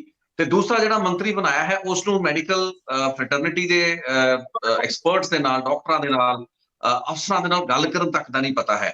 ਇਹ ਸਾਰੀਆਂ ਗੱਲਾਂ ਬਾਤਾਂ ਦੇ ਵਿੱਚੋਂ ਝਲਕਦਾ ਕੀ ਪੈਂਦੀ? ਇੱਕ ਪਾਸੇ ਤੁਸੀਂ ਉਹਨਾਂ ਮੁਹੱਲਾ ਕਲੀਨਿਕਸ ਦੇ ਉੱਤੇ ਆ ਰਹੇ ਹੋ, ਤੇ ਸੈਕੰਡਲੀ ਜਿਹੜੇ ਸੇਵਾ ਕੇਂਦਰਾਂ ਨੂੰ ਮੁਹੱਲਾ ਕਲੀਨਿਕ ਬਣਾਏ ਜਾਣ ਦਾ ਪੂਰਾ ਕਨਸੈਪਟ ਹੈ, ਇਹ ਤੇ ਵੀ ਮੈਂ ਆਉਣਾ ਚਾਹਾਂਗਾ ਕਿ ਸੇਵਾ ਕੇਂਦਰਾਂ ਦੀ ਕੀ ਲੋੜ ਪੰਜਾਬ ਦੇ ਵਿੱਚ ਖਤਮ ਹੋ ਚੁੱਕੀ ਹੈ? ਕਿਉਂਕਿ ਤੁਸੀਂ ਤਾਂ ਇਕੱਲੇ ਮੈਡੀਕਲ ਖੇਤਰ ਨਹੀਂ ਬਲਕਿ ਹੋਰ ਖੇਤਰਾਂ ਦੇ ਉੱਤੇ ਵੀ ਟਿੱਪਣੀ ਕਰਦੇ ਰਹੇ ਹੋ। ਦੇਖੋ ਰਿਤੇਸ਼ ਜੀ, ਪਹਿਲੀ ਗੱਲ ਹੈ ਸੇਵਾ ਖੇਤਰਾਂ ਦੀ ਲੋੜ ਸੀ, ਕਿਉਂਕਿ ਸਰਕਾਰਾਂ ਆਪਦੇ ਅਸਲੀ ਕੰਮ 'ਚ ਫੇਲ ਹੋ ਗਈਆਂ। ਤਾਂ ਜੇ ਬਰਥ ਸਰਟੀਫਿਕੇਟ ਸਿਵਲ ਸਰਜਨ ਨਹੀਂ ਮਿਲਦਾ ਤਾਂ ਉਹ ਕਹਿੰਦੇ ਸੇਵਾ ਕੇਂਦਰ 'ਚ ਲੈ ਲਓ। FIR ਉੱਥੋਂ ਥਾਣਾ ਨਹੀਂ ਦਿੰਦਾ, ਉਹ ਕਹਿੰਦੇ ਸੇਵਾ ਕੇਂਦਰ 'ਚ ਲੈ ਲਓ। ਜੇ ਤੁਸੀਂ ਕੋਈ ਹੋਰ ਸੁਵਿਧਾ ਲੈਣੀ ਹੈ ਤਾਂ ਸੇਵਾ ਕੇਂਦਰ 'ਚ ਲੈ ਲਓ। ਉਹ ਕੰਮ ਕਰ ਰਹੇ ਸੀ ਕਿਉਂਕਿ ਸਰਕਾਰ ਫੇਲ ਹੋ ਗਈ ਸੀ। ਉਹ ਪੁਰਾਣੀਆਂ ਸਰਕਾਰਾਂ ਦਾ ਹੀ ਕਸੂਰ ਹੈ। ਇਹ ਸਰਕਾਰ ਜਿਹੜੀ ਹੈ ਇਹ ਨੈਗੇਟਿਵ ਵੋਟਿੰਗ ਕੱਢੀ ਨਹੀਂ, ਮੈਂ ਵੋਟਿੰਗ 'ਚ ਤਾਂ ਨਹੀਂ ਚਾਹੁੰਦਾ, ਇਹ ਨੈਗੇਟਿਵ ਪ੍ਰੋਪੇਗੈਂਡੇ ਨਾਲ ਜੀ ਰਹੀ ਹੈ। ਇਹ ਕਹਿੰਦੀ ਹੈ ਅਸੀਂ ਲੋਕਾਂ ਦੀ ਪੱਗ ਲਾ ਕੇ ਦਿਖਾਵਾਂਗੇ ਤੁਹਾਨੂੰ ਵੀ ਕਿਵੇਂ ਜੀਣਾ ਹੁੰਦਾ ਹੈ, ਔਰ ਪੱਗ ਵੀ ਉਹਨਾਂ ਇੱਜ਼ਤਦਾਰ ਬੰਦਿਆਂ ਦੀ ਲਾਹਾਂਗੇ ਜਦ ਤੱਕ ਅਸੀਂ ਦੱਸ ਸਕੀਏ ਵੀ ਅਸੀਂ ਇੱਜ਼ਤਦਾਰ ਬੰਦਿਆਂ ਦੀ ਪੱਗ ਤਾਂ ਲਾ ਸਕਦੇ ਹਾਂ। ਸੋ ਇਹ ਜਿਹੜਾ ਤੌਰ ਤਰੀਕਾ, ਇਹ ਤੌਰ ਤਰੀਕਾ ਕਿਸੇ ਵੀ ਸਭ्य ਸਮਾਜ ਦੇ ਵਿੱਚ, ਡਾਕਟਰਾਂ 'ਚ ਤਾਂ ਗੱਲ ਹੀ ਛੱਡੋ, ਮੈਂ ਕਹਿੰਦਾ ਤੁਸੀਂ ਇੱਕ ਟੀਚਰ ਨੂੰ ਜਾ ਕੇ ਸਲੀਲ ਕਿਵੇਂ ਕਰੋਗੇ? ਤੁਸੀਂ ਇੱਕ ਦਫ਼ਤਰ ਦੇ ਬਾਬੂ ਨੂੰ ਸਲੀਲ ਕਿਵੇਂ ਕਰੋਗੇ? ਤੁਸੀਂ ਉਹਨੂੰ ਸਜ਼ਾ ਦਿਓ ਵੀ ਇਹਦੀ ਤਰੀਕਾ ਅਸੀਂ ਸਾਰੀ ਉਮਰ ਕੱਟੀ ਹੈ। ਅਸੀਂ ਸਾਰੀ ਉਮਰ 4 ਸ਼ੀਟਾਂ ਦੇ ਵੀ ਜਵਾਬ ਦਿੱਤੇ ਨੇ, ਅਸੀਂ 4 ਸ਼ੀਟਾਂ ਕਰੀਆਂ ਵੀ ਨੇ, ਅਸੀਂ ਸਜ਼ਾਵਾਂ ਦੇ ਵਾਸਤੇ ਪ੍ਰੋਸੀਜਰ ਵੀ ਅਡਾਪਟ ਕਰੇ ਨੇ। ਉਹ ਤੌਰ ਤਰੀਕਾ ਬਣਾਇਆ ਹੋਇਆ ਸਰਕਾਰ ਨੇ। ਤੁਸੀਂ ਆਪਣੀ ਚੌਧਰਪਣੇ ਦੇ ਵਿੱਚ ਜਾ ਕੇ ਤੁਸੀਂ ਕਦੇ ਦੀ ਪੱਗ ਲਾਹੀ ਜਾਓਗੇ। ਡਾਕਟਰ ਤੁਹਾਨੂੰ ਪਹਿਲਾਂ ਹੀ ਨਹੀਂ ਮਿਲਦੇ। ਹੁਣ ਇੱਥੇ ਬਸ ਨਹੀਂ, ਮੰਤਰੀ ਨੇ ਚਿੱਠੀ ਜਾਰੀ ਕਰਤੀ ਵੀ ਹਰੇਕ ਬਦਲੀ ਮੈਨੂੰ ਪੁੱਛ ਕੇ ਕਰਨੀ ਹੈ। ਆ ਡਾਕਟਰ ਸਾਹਿਬ ਸਿਵਲ ਸਰਜਨ ਰਹੇ ਨੇ, ਮੈਂ ਇੱਥੇ ਐਗਜ਼ੈਕਟਿਵ ਡਾਇਰੈਕਟਰ ਰਿਹਾ, ਮੈਨੂੰ ਇੱਕ IAS ਅਫਸਰ ਨੇ ਲਿਖਤਾ ਸੀ ਦੀ ਪ੍ਰਪੋਜ਼ਲ ਵੈਰੀ ਸਕੈਚੀ।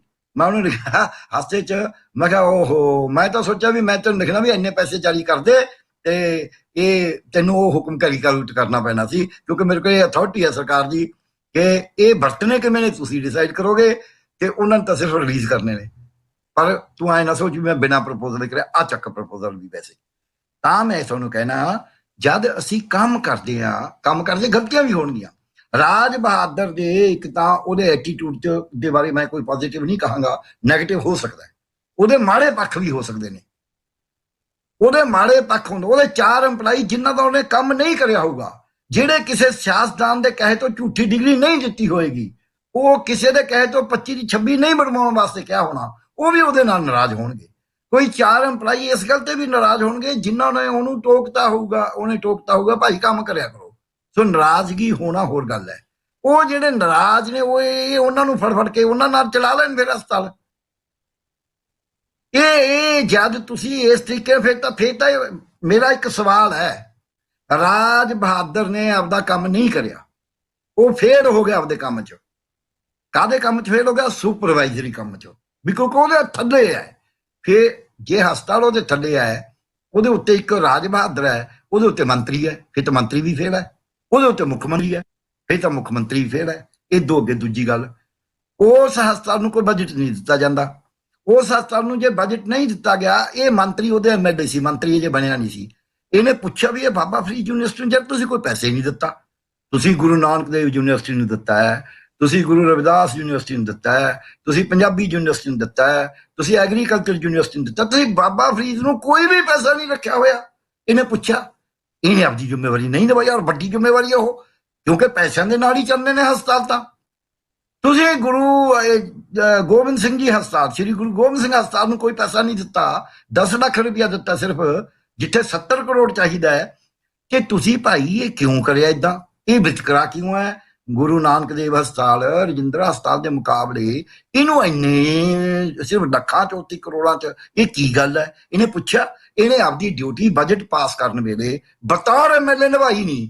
ਜੇ ਵਾਈਸ ਚਾਂਸਲਰ ਨੇ ਆਪਦੀ ਡਿਊਟੀ ਨਹੀਂ ਨਿਭਾਈ, ਉਹਨੂੰ ਫੜ ਕੇ ਤੁਸੀਂ ਪਾ ਦਿੱਤਾ ਮੰਜੇ ਤੇ ਫਿਰ ਇਹਨੂੰ ਵੀ ਕਰ ਦੇਣਾ ਚਾਹੀਦਾ ਅਸੈਂਬਲੀ ਚੋਂ ਵੀ, ਤੇ ਤੂੰ ਵੀ ਭਾਈ ਤੂੰ ਵੀ ਕੰਮ ਨਹੀਂ, ਆਪਦੀ ਡਿਊਟੀ ਤਾਂ ਤੈਨੂੰ ਨਹੀਂ ਨਿਭਾਈ, ਇਹਨੇ ਵੀ ਡਿਊਟੀ ਨਹੀਂ ਨਿਭਾਈ। ਅਗਲੀ ਗੱਲ, ਲੋਕ ਬੱਸਾਂ ਜਾਂਦੇ ਨੇ, ਟੁੱਟੀਆਂ ਬੱਸਾਂ ਜਾਂਦੇ ਨੇ, ਇਹ ਗੱਡੀਆਂ 'ਚ ਕਿਉਂ ਤੁਰਦਾ? ਫਿਰ ਇਹ ਵੀ ਬੱਸ 'ਚ ਜਾਵੇ, ਉਹ ਤਾਂ ਪਬਲਿਕ ਤਾਂ ਉਹੀ ਹੈ ਨਾ, ਉੱਥੇ ਤੋਂ ਕਿਰਾਇਆ ਵੀ ਦਿੰਦੀ ਹੈ। ਅਜੇ ਹਸਪਤਾਲ ਤਾਂ ਫਿਰ ਵੀ ਇਲਾਜ ਕਾਫੀ ਮੁਫਤ ਹੁੰਦਾ ਹੈ, ਉੱਥੇ ਤੋਂ ਕਿਰਾਇਆ ਦਿੰਦੀ ਹੈ, ਔਰ ਪ੍ਰਾਈਵੇਟ ਬੱਸ ਜਿੰਨਾ ਕਿਰਾਇਆ ਦਿੰਦੀ ਹੈ, ਉਸ ਬੱਸ ਦੇ ਵਿੱਚੋਂ ਜਾਂਦੀ ਹੈ ਸਵਾਰੀ, ਉਹ ਵੀ ਪਬਲਿਕ ਹੈ। ਉਹ ਪਬਲਿਕ ਜਿਹੜੀ ਉਸ ਬੱਸ ਟੁੱਟੀ ਦੇ ਵਿੱਚ ਜਾਂਦੀ ਹੈ, ਉਹਦੇ ਕੱਪੜੇ ਫਟਦੇ ਨੇ, ਉਹ ਬੱਸ ਦੀ ਜ਼ਿੰਮੇਵਾਰੀ ਸਰਕਾਰ ਦੀ ਹੈ, ਤੇ ਮੰਤਰੀ ਵੀ ਉਹਨਾਂ ਦਾ ਹਿੱਸਾ ਹੈ, ਇਹ ਮੰਤਰੀ ਪ੍ਰੀਸ਼ਦ ਦਾ ਹਿੱਸਾ। ਫਿਰ ਚਾਹੇ ਮੰਤਰੀ ਨੂੰ ਬੱਸ 'ਚ ਜਾਣਾ ਚਾਹੀਦਾ, ਗੱਡੀ 'ਚ ਇਹਨੂੰ ਮੇਰੇ ਦਾ ਮਤਲਬ ਹੀ ਕੋਈ ਨਹੀਂ, ਕਿਉਂਕਿ ਜੇ ਵਾਈਸ ਚਾਂਸਲਰ ਨੂੰ ਜੇ ਤੇ ਪਾਉਣਾ ਹੈ ਵੀ ਕਿਉਂਕਿ ਬੈੱਡ ਖਰਾਬ ਹੈ, ਮੰਨਦਾ ਬੈੱਡ ਖਰਾਬ ਹੈ, ਮੰਨਦਾ ਗੱਦੇ ਖਰਾਬ ਨੇ, ਮੰਨਦਾ ਉਹਦੇ 'ਚ ਵਾਈਸ ਚਾਂਸਲਰ ਨੇ ਨਹੀਂ ਧਿਆਨ ਦਿੱਤਾ, ਫਿਰ ਤਾਂ ਮੰਤਰੀ ਨੂੰ ਗੱਡੀ ਤੋਂ ਲੈ ਲੈਣੀ ਚਾਹੀਦੀ, ਵਾਪਸ ਆਉਣਾ ਫਿਰਦਾ ਜਾ ਵੀ ਚੱਲ ਭਾਈ ਤੂੰ ਤਾਂ, ਤੈਨੂੰ ਤਾਂ ਪਤਾ ਨਹੀਂ। ਹੁਣ ਇਹ ਬਦਲੀਆਂ ਵੀ ਕਹਿੰਦਾ ਨਹੀਂ, ਇੱਥੇ ਮੇਰਾ ਸਵਾਲ ਉਹੀ ਵੱਡੇ ਪੁਆਇੰਟ ਤੇ ਮੈਂ ਦੁਬਾਰਾ ਤੁਹਾਨੂੰ ਲੈ ਕੇ ਆਉਣਾ ਹੈ ਵੀ ਅੱਜ ਜੇ ਮੰਤਰੀ ਸਾਹਿਬ ਸਿਹਤ ਦੇ ਵਾਕਈ ਮੰਤਰੀ ਸਾਹਿਬ ਬਣੇ ਨੇ, ਮੈਂ ਕੱਲ ਵੀ ਰਿਪੋਰਟ 'ਚ ਮੁੱਦਾ ਚੁੱਕਿਆ ਸੀ ਕਿ ਇਹਨਾਂ ਨੂੰ ਇਹ ਗੱਲ ਨਹੀਂ ਕਹਿਣੀ ਚਾਹੀਦੀ ਕਿ ਸਾਨੂੰ ਮੁਹੱਲਾ ਕਲੀਨਿਕਾਂ ਨੂੰ, ਇਹ ਸੇਵਾ ਕੇਂਦਰਾਂ ਨੂੰ ਮੁਹੱਲਾ ਕਲੀਨਿਕ ਬਣਾਉਣ ਦੀ ਲੋੜ ਕੀ ਹੈ, ਜਦੋਂ ਸਾਡੇ ਕੋਲ 1300 ਡਿਸਪੈਂਸਰੀਆਂ, 450 ਹੈਲਥ ਸੈਂਟਰ ਨੇ, ਉਹਨਾਂ ਦੇ ਉੱਤੇ ਫਟੇ ਲਗਾ ਦਿਓ ਮੁਹੱਲੇ ਕਲੀਨਿਕ ਦੇ, ਜੋ ਮਰਜ਼ੀ ਆਮ ਆਦਮੀ ਪਾਰਟੀ ਲਗਾ ਦਿਓ, ਚਾਹੇ ਭਗਵੰਤ ਮਾਨ ਕਲੀਨਿਕ ਕਰਕੇ ਲਗਾ ਦਿਓ, ਉਹਦੇ 'ਚ ਕਿਸੇ ਨੂੰ ਕੋਈ ਦਿੱਕਤ ਵੀ ਨਹੀਂ ਹੋਏਗੀ। ਲੇਕਿਨ ਉਹ ਇਨਫਰਾਸਟ੍ਰਕਚਰ ਦਾ ਕੀ, ਉੱਥੇ ਤਾਂ ਤੁਹਾਡੇ ਕੋਲ ਡਾਕਟਰ ਦੇਣ ਨੂੰ ਨਹੀਂ, ਤੁਸੀਂ ਕਹਿ ਰਹੇ ਹੋ ਅਸੀਂ ਮੈਡੀਕਲ ਅਫਸਰ ਮੁਹੱਲਾ ਕਲੀਨਿਕ 'ਚ ਹੋਰ ਬਿਠਾ ਦਾਂਗੇ। ਰਿਤੇਸ਼ ਜੀ, ਸਾਡੇ ਕੋਲੇ 5000 ਇੰਸਟੀਟਿਊਸ਼ਨ ਹੈ, 2900 ਸਬ ਸੈਂਟਰ ਨੇ, ਉੱਥੇ ਦੋ ਕਈਆਂ 'ਚ ਏਐਨਐਮ ਨੇ, ਕਈਆਂ 'ਚ ਇੱਕ ਹੈ।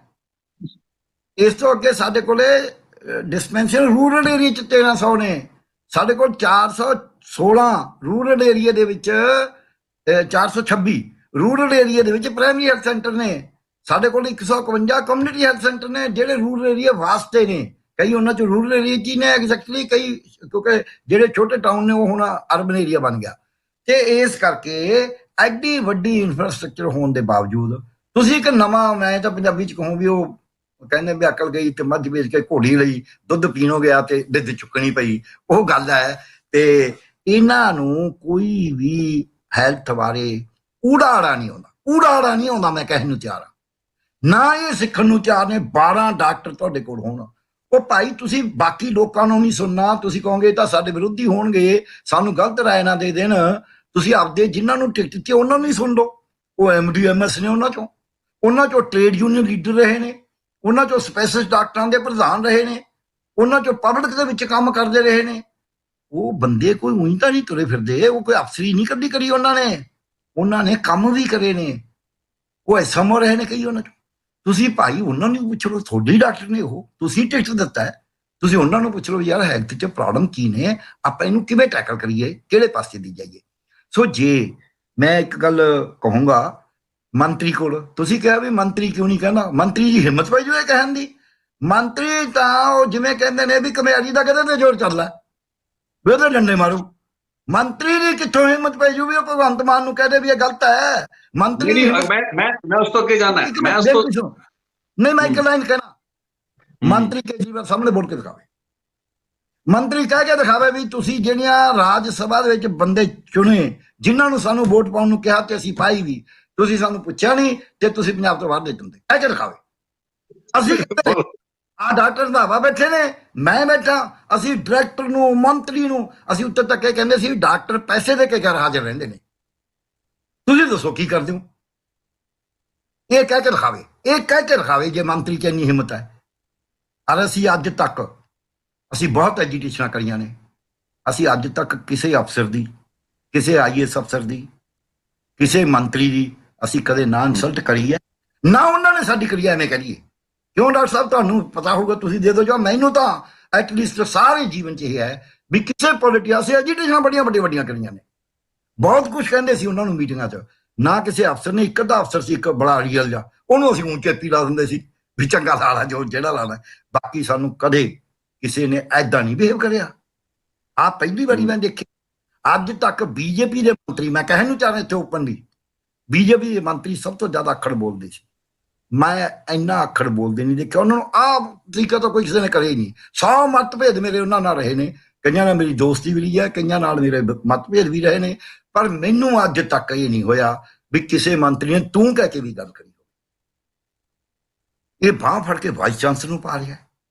ਇਸ ਕਰਕੇ ਇਹ ਮੈਨੂੰ ਐਂ ਲੱਗਦਾ ਹੈ ਵੀ ਜਿਹੜੇ ਬੰਦੇ ਨੂੰ ਆਪਦਾ ਕੰਮ ਨਾ ਆਉਂਦਾ ਹੋਵੇ, ਮੈਂ ਜਿਹੜੀ ਗੱਲ ਕਹਿਣਾ, ਨਾ ਇਹਨਾਂ ਨੂੰ ਇਹ ਪਤਾ ਹੈਲਥ 'ਚ ਚਾਹੀਦਾ ਕੀ ਹੈ, ਨਾ ਇਹਨਾਂ ਨੂੰ ਇਹ ਪਤਾ ਵੀ ਜਿਹਨੂੰ ਅਸੀਂ ਤੋੜ ਰਿਹਾ, ਨਵੀਂ ਬਣਾ ਰਿਹਾ ਆਪਦਾ ਫੱਟਾ ਲਾਉਣ ਵਾਸਤੇ, ਉਹਦਾ ਨੁਕਸਾਨ ਕੀ ਹੈ, ਜਿਹੜੀ ਚੀਜ਼ ਜਿਹੜਾ ਉਹ ਕੰਮ ਕਰ ਰਹੀ ਸੀ ਉਹ ਕਿਵੇਂ ਖਤਮ ਕਰ ਰਿਹਾ। ਨਾ ਇਹਨਾਂ ਨੂੰ ਪਤਾ ਵੀ ਬੋਲਣਾ ਕਿਵੇਂ ਹੈ, ਨਾ ਇਹਨਾਂ ਨੂੰ ਪਤਾ ਵੀ ਇਹਦਾ ਸੁਧਾਰ ਕਿਵੇਂ ਕਰਨਾ, ਜਿਹੜਾ ਥੋੜਾ ਬਹੁਤਾ ਹੋਣਾ ਹੈ। ਤੇ ਫਿਰ ਭਾਈ ਇਹਨੂੰ ਮੰਤਰੀ ਰਹਿਣ ਦਾ ਹੱਕ ਕੀ ਹੈ?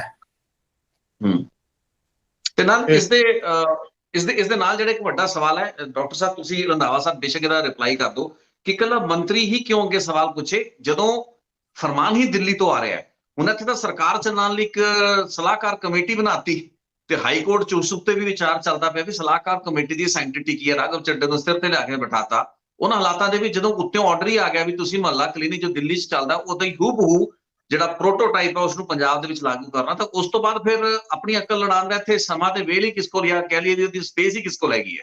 ਡਾਕਟਰ ਸਾਹਿਬ ਦੇਖੋ, ਇਸ ਤਰ੍ਹਾਂ ਹੈ ਕਿ ਇਹਦੇ ਤੇ ਅਸੀਂ ਵੀ ਐਕਸਪਰਟਸ ਹਾਂ, ਇਹਦੇ 'ਚ ਕੋਈ ਦੋ ਰਾਏ ਨਹੀਂ। ਟ੍ਰੇਡ ਯੂਨੀਅਨਿਜ਼ਮ ਕਰਨ ਵਾਸਤੇ ਨਾ ਬੰਦੇ ਨੂੰ ਅਪਰਾਈਟ ਬਿਲਕੁਲ ਰਹਿਣਾ ਪੈਂਦਾ, ਨਹੀਂ ਅਗਲੇ ਬਾਹਾਂ ਮਰੋੜ ਕੇ ਜਿਹੜਾ ਹੈਗਾ ਕੱਲਾ ਤੁਹਾਡਾ ਨਹੀਂ ਜਮਾਤਾਂ ਦਾ ਵੀ ਬੇੜਾ ਕਰ ਦਿੰਦੇ ਨੇ।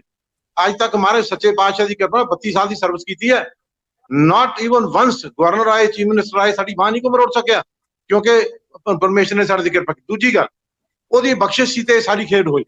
ਸੱਚ ਤੇ ਖੜੇ ਰਹੇ, ਝੂਠ ਵਾਲੇ ਪਾਸੇ ਗਏ ਨਹੀਂ। ਇਹ ਜਿਹੜੀ ਤੁਸੀਂ ਗੱਲ ਕੀਤੀ ਹੈ, ਮੈਂ ਕਹਿੰਦਾ ਵੀ ਅਸੀਂ ਤਾਂ ਦੋ ਜਣੇ ਆ, ਸਾਨੂੰ ਤੁਸੀਂ ਐਕਸਪਰਟ ਨਾ ਮੰਨੋ। 100 ਐਕਸਪਰਟ ਇਕੱਠਾ ਕਰ ਲਓ ਆਪਣਾ ਮੈਡੀਕਲ ਪ੍ਰੋਫੈਸ਼ਨ ਦਾ, ਜੇ ਉਹਦੇ ਚੋਂ ਦੋ ਵੀ ਕਹਿ ਜਾਣ ਨਾ ਵੀ ਇਹ ਜੋ ਇਹ ਕੰਮ ਠੀਕ ਹੈ, ਤੇ ਤੁਸੀਂ ਅਸੀਂ ਜਿਹੜਾ ਨੇ ਇਸ ਗੱਲ ਦੇ ਗੁਨਾਹਗਾਰ। ਇਹ ਫਰਾਡ ਹੈ। ਇਹਨੂੰ ਸਾਰੇ ਜਿੰਨੇ ਐਮੀਨੈਂਟ ਛੱਡ ਕੇ ਆਮ ਵੀ ਦੂਜੇ ਜਿੰਨੇ ਤੁਸੀਂ ਹੈਲਥ ਐਕਸਪਰਟਸ ਇਹਦੇ ਤੇ ਕੋਈ ਪਲੈਨਿੰਗ ਐਕਸਪਰਟ ਇਕੱਠੇ ਕਰ ਸਕਦੇ, ਕਿਸੇ ਨੂੰ ਪੁੱਛ ਲਓ ਯਾਰ।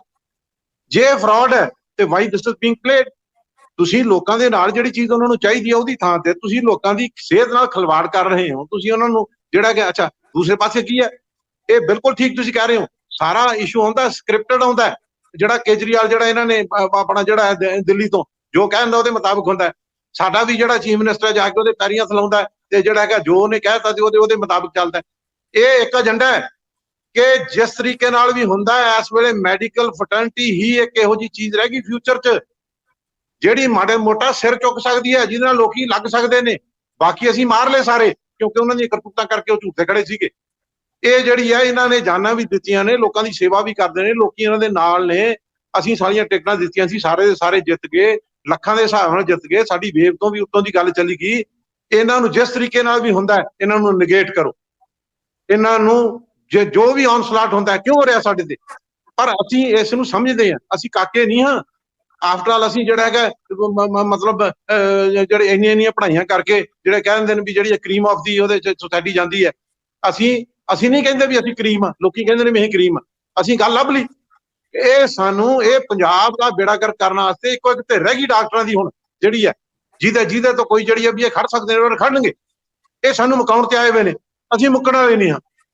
ਦੇਖਣਾ ਹੈ ਜ਼ੋਰ ਕਿਤਨਾ ਬਾਜੂਏ ਕਾਤਲ में, ਕੋਈ ਚੱਕਰ ਨਹੀਂ ਹੈ।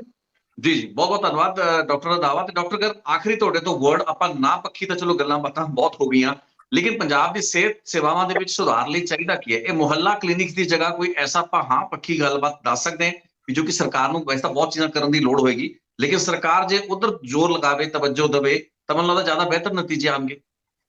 ਨਹੀਂ, ਪਹਿਲਾਂ ਤਾਂ ਮੈਨੂੰ ਇਹ ਇਤਰਾਜ਼ ਹੈ ਵੀ ਨਾ ਪੱਖੀ ਨਹੀਂ ਅਸੀਂ ਕਰੀਆਂ, ਅਸੀਂ ਤੱਥ ਕਹੇ ਨੇ। ਹੁਣ ਮੈਂ ਦੱਸਦਾ ਵੀ ਇਹ ਕੀ ਕਰ ਸਕਦੇ ਨੇ ਜਿਹੜਾ ਨਹੀਂ ਕਰ ਰਹੇ। ਜਿਹਦੇ ਪੈਸਾ ਵੀ ਬਹੁਤਾ ਨਹੀਂ ਲੱਗਦਾ। ਮੈਂ ਪਹਿਲਾਂ ਹੀ ਕਿਹਾ ਵੀ 65,000 ਹਰ 500 ਦੀ ਆਬਾਦੀ 'ਚ ਇੱਕ ਆਸ਼ਾ ਜਿਹੜੀ ਲਾ ਦੇਣ, 20,000 ਆਸ਼ਾ ਪਹਿਲਾਂ ਹੀ ਆ, ਉਹਦਾ ਪੈਸਾ ਕੇਂਦਰ 'ਚ ਆਉਂਦਾ, 45,000 ਇਹਨਾਂ ਨੇ ਹੋਰ ਲਾਉਣੀ ਹੈ। ਉਹਦੇ ਵਾਸਤੇ ਸਾਰਾ ਹੀ 200 ਕਰੋੜ ਰੁਪਏ ਦਾ ਬਜਟ ਚਾਹੀਦਾ, ਜਿੰਨੇ ਪੈਸੇ ਦਿੰਦੇ ਨੇ ਉਹ 200 ਕਰੋੜ, ਪੌਣੇ 2 ਲੱਖ ਕਰੋੜ ਦੇ ਬਜਟ ਵਾਲੇ ਨੂੰ 1,55,000 ਕਰੋੜ ਦੇ ਬਜਟ ਵਾਲੇ ਨੂੰ 200 ਕਰੋੜ ਰੁਪਏ ਕੋਈ ਖਾਸ ਗੱਲ ਨਹੀਂ, ਕੋਈ ਪੈਸਾ ਨਹੀਂ ਲੱਗਦਾ। ਇਹ ਤਾਂ 20 ਲੱਖ ਰੁਪਏ ਤਾਂ ਇਸੇ ਤੇ ਲਾਈ ਜਾਂਦੇ। ਇੱਕ ਤਾਂ ਇਹ ਹਰੇਕ 500 ਦੀ ਆਬਾਦੀ 'ਚ ਛੋਟਾ ਮੋਟਾ ਜਿਹੜਾ ਹੈਗਾ ਤਕਲੀਫ ਹੋ ਗਈ, ਹੋਰ ਹੋ ਗਈ, ਦੇਰ ਰਾਤ ਬਰਾਤੇ, ਦਿਨ ਰਾਤ, ਔਰਤ ਬਜ਼ੁਰਗ ਤੇ ਬੱਚੇ ਸਭ ਜਾ ਕੇ ਘਰ ਦੇ ਨੇੜੇ ਦੇਖ ਸਕਦੇ ਨੇ। ਔਰ ਇਹਨਾਂ ਦੀ ਵੱਡੇ ਵੱਡੇ ਵੀ ਹੋ, ਕਿਉਂਕਿ 65,000 ਲੜਕੀ ਆਪਣੀ ਵਰਦੀ ਪਾ ਕੇ ਜਦ ਬੈਠੂਗੀ ਉੱਤੇ ਔਰਤ, ਤੇ ਉਹ ਲੱਗੇਗਾ ਵੀ ਹਾਂ ਯਾਰ ਕੁਛ ਹੈਗਾ। ਹਾਲਾਂਕਿ ਉਹਦੀ ਕੋਈ ਵੇਜ ਨਹੀਂ ਹੈ, ਉਹ 2500 ਰੁਪਏ ਤਾਂ ਉਂਝੀ ਇੱਕ ਦਿਨ ਦੀ ਦਿਹਾੜੀ ਹੈ, 4 ਦਿਨਾਂ ਦੀ ਦਿਹਾੜੀ ਹੈ, ਪਰ ਫਿਰ ਵੀ ਉਹਨੂੰ ਐਂ ਲੱਗਦਾ ਨਾ ਕਿ ਚਲੋ ਮੈਨੂੰ ਇੱਜ਼ਤ ਤਾਂ ਮੇਰੀ ਮਿਲੀ। ਇੱਕ ਤਾਂ ਇਹ ਹੈ, ਸੌਖਾ ਕੰਮ ਹੈ।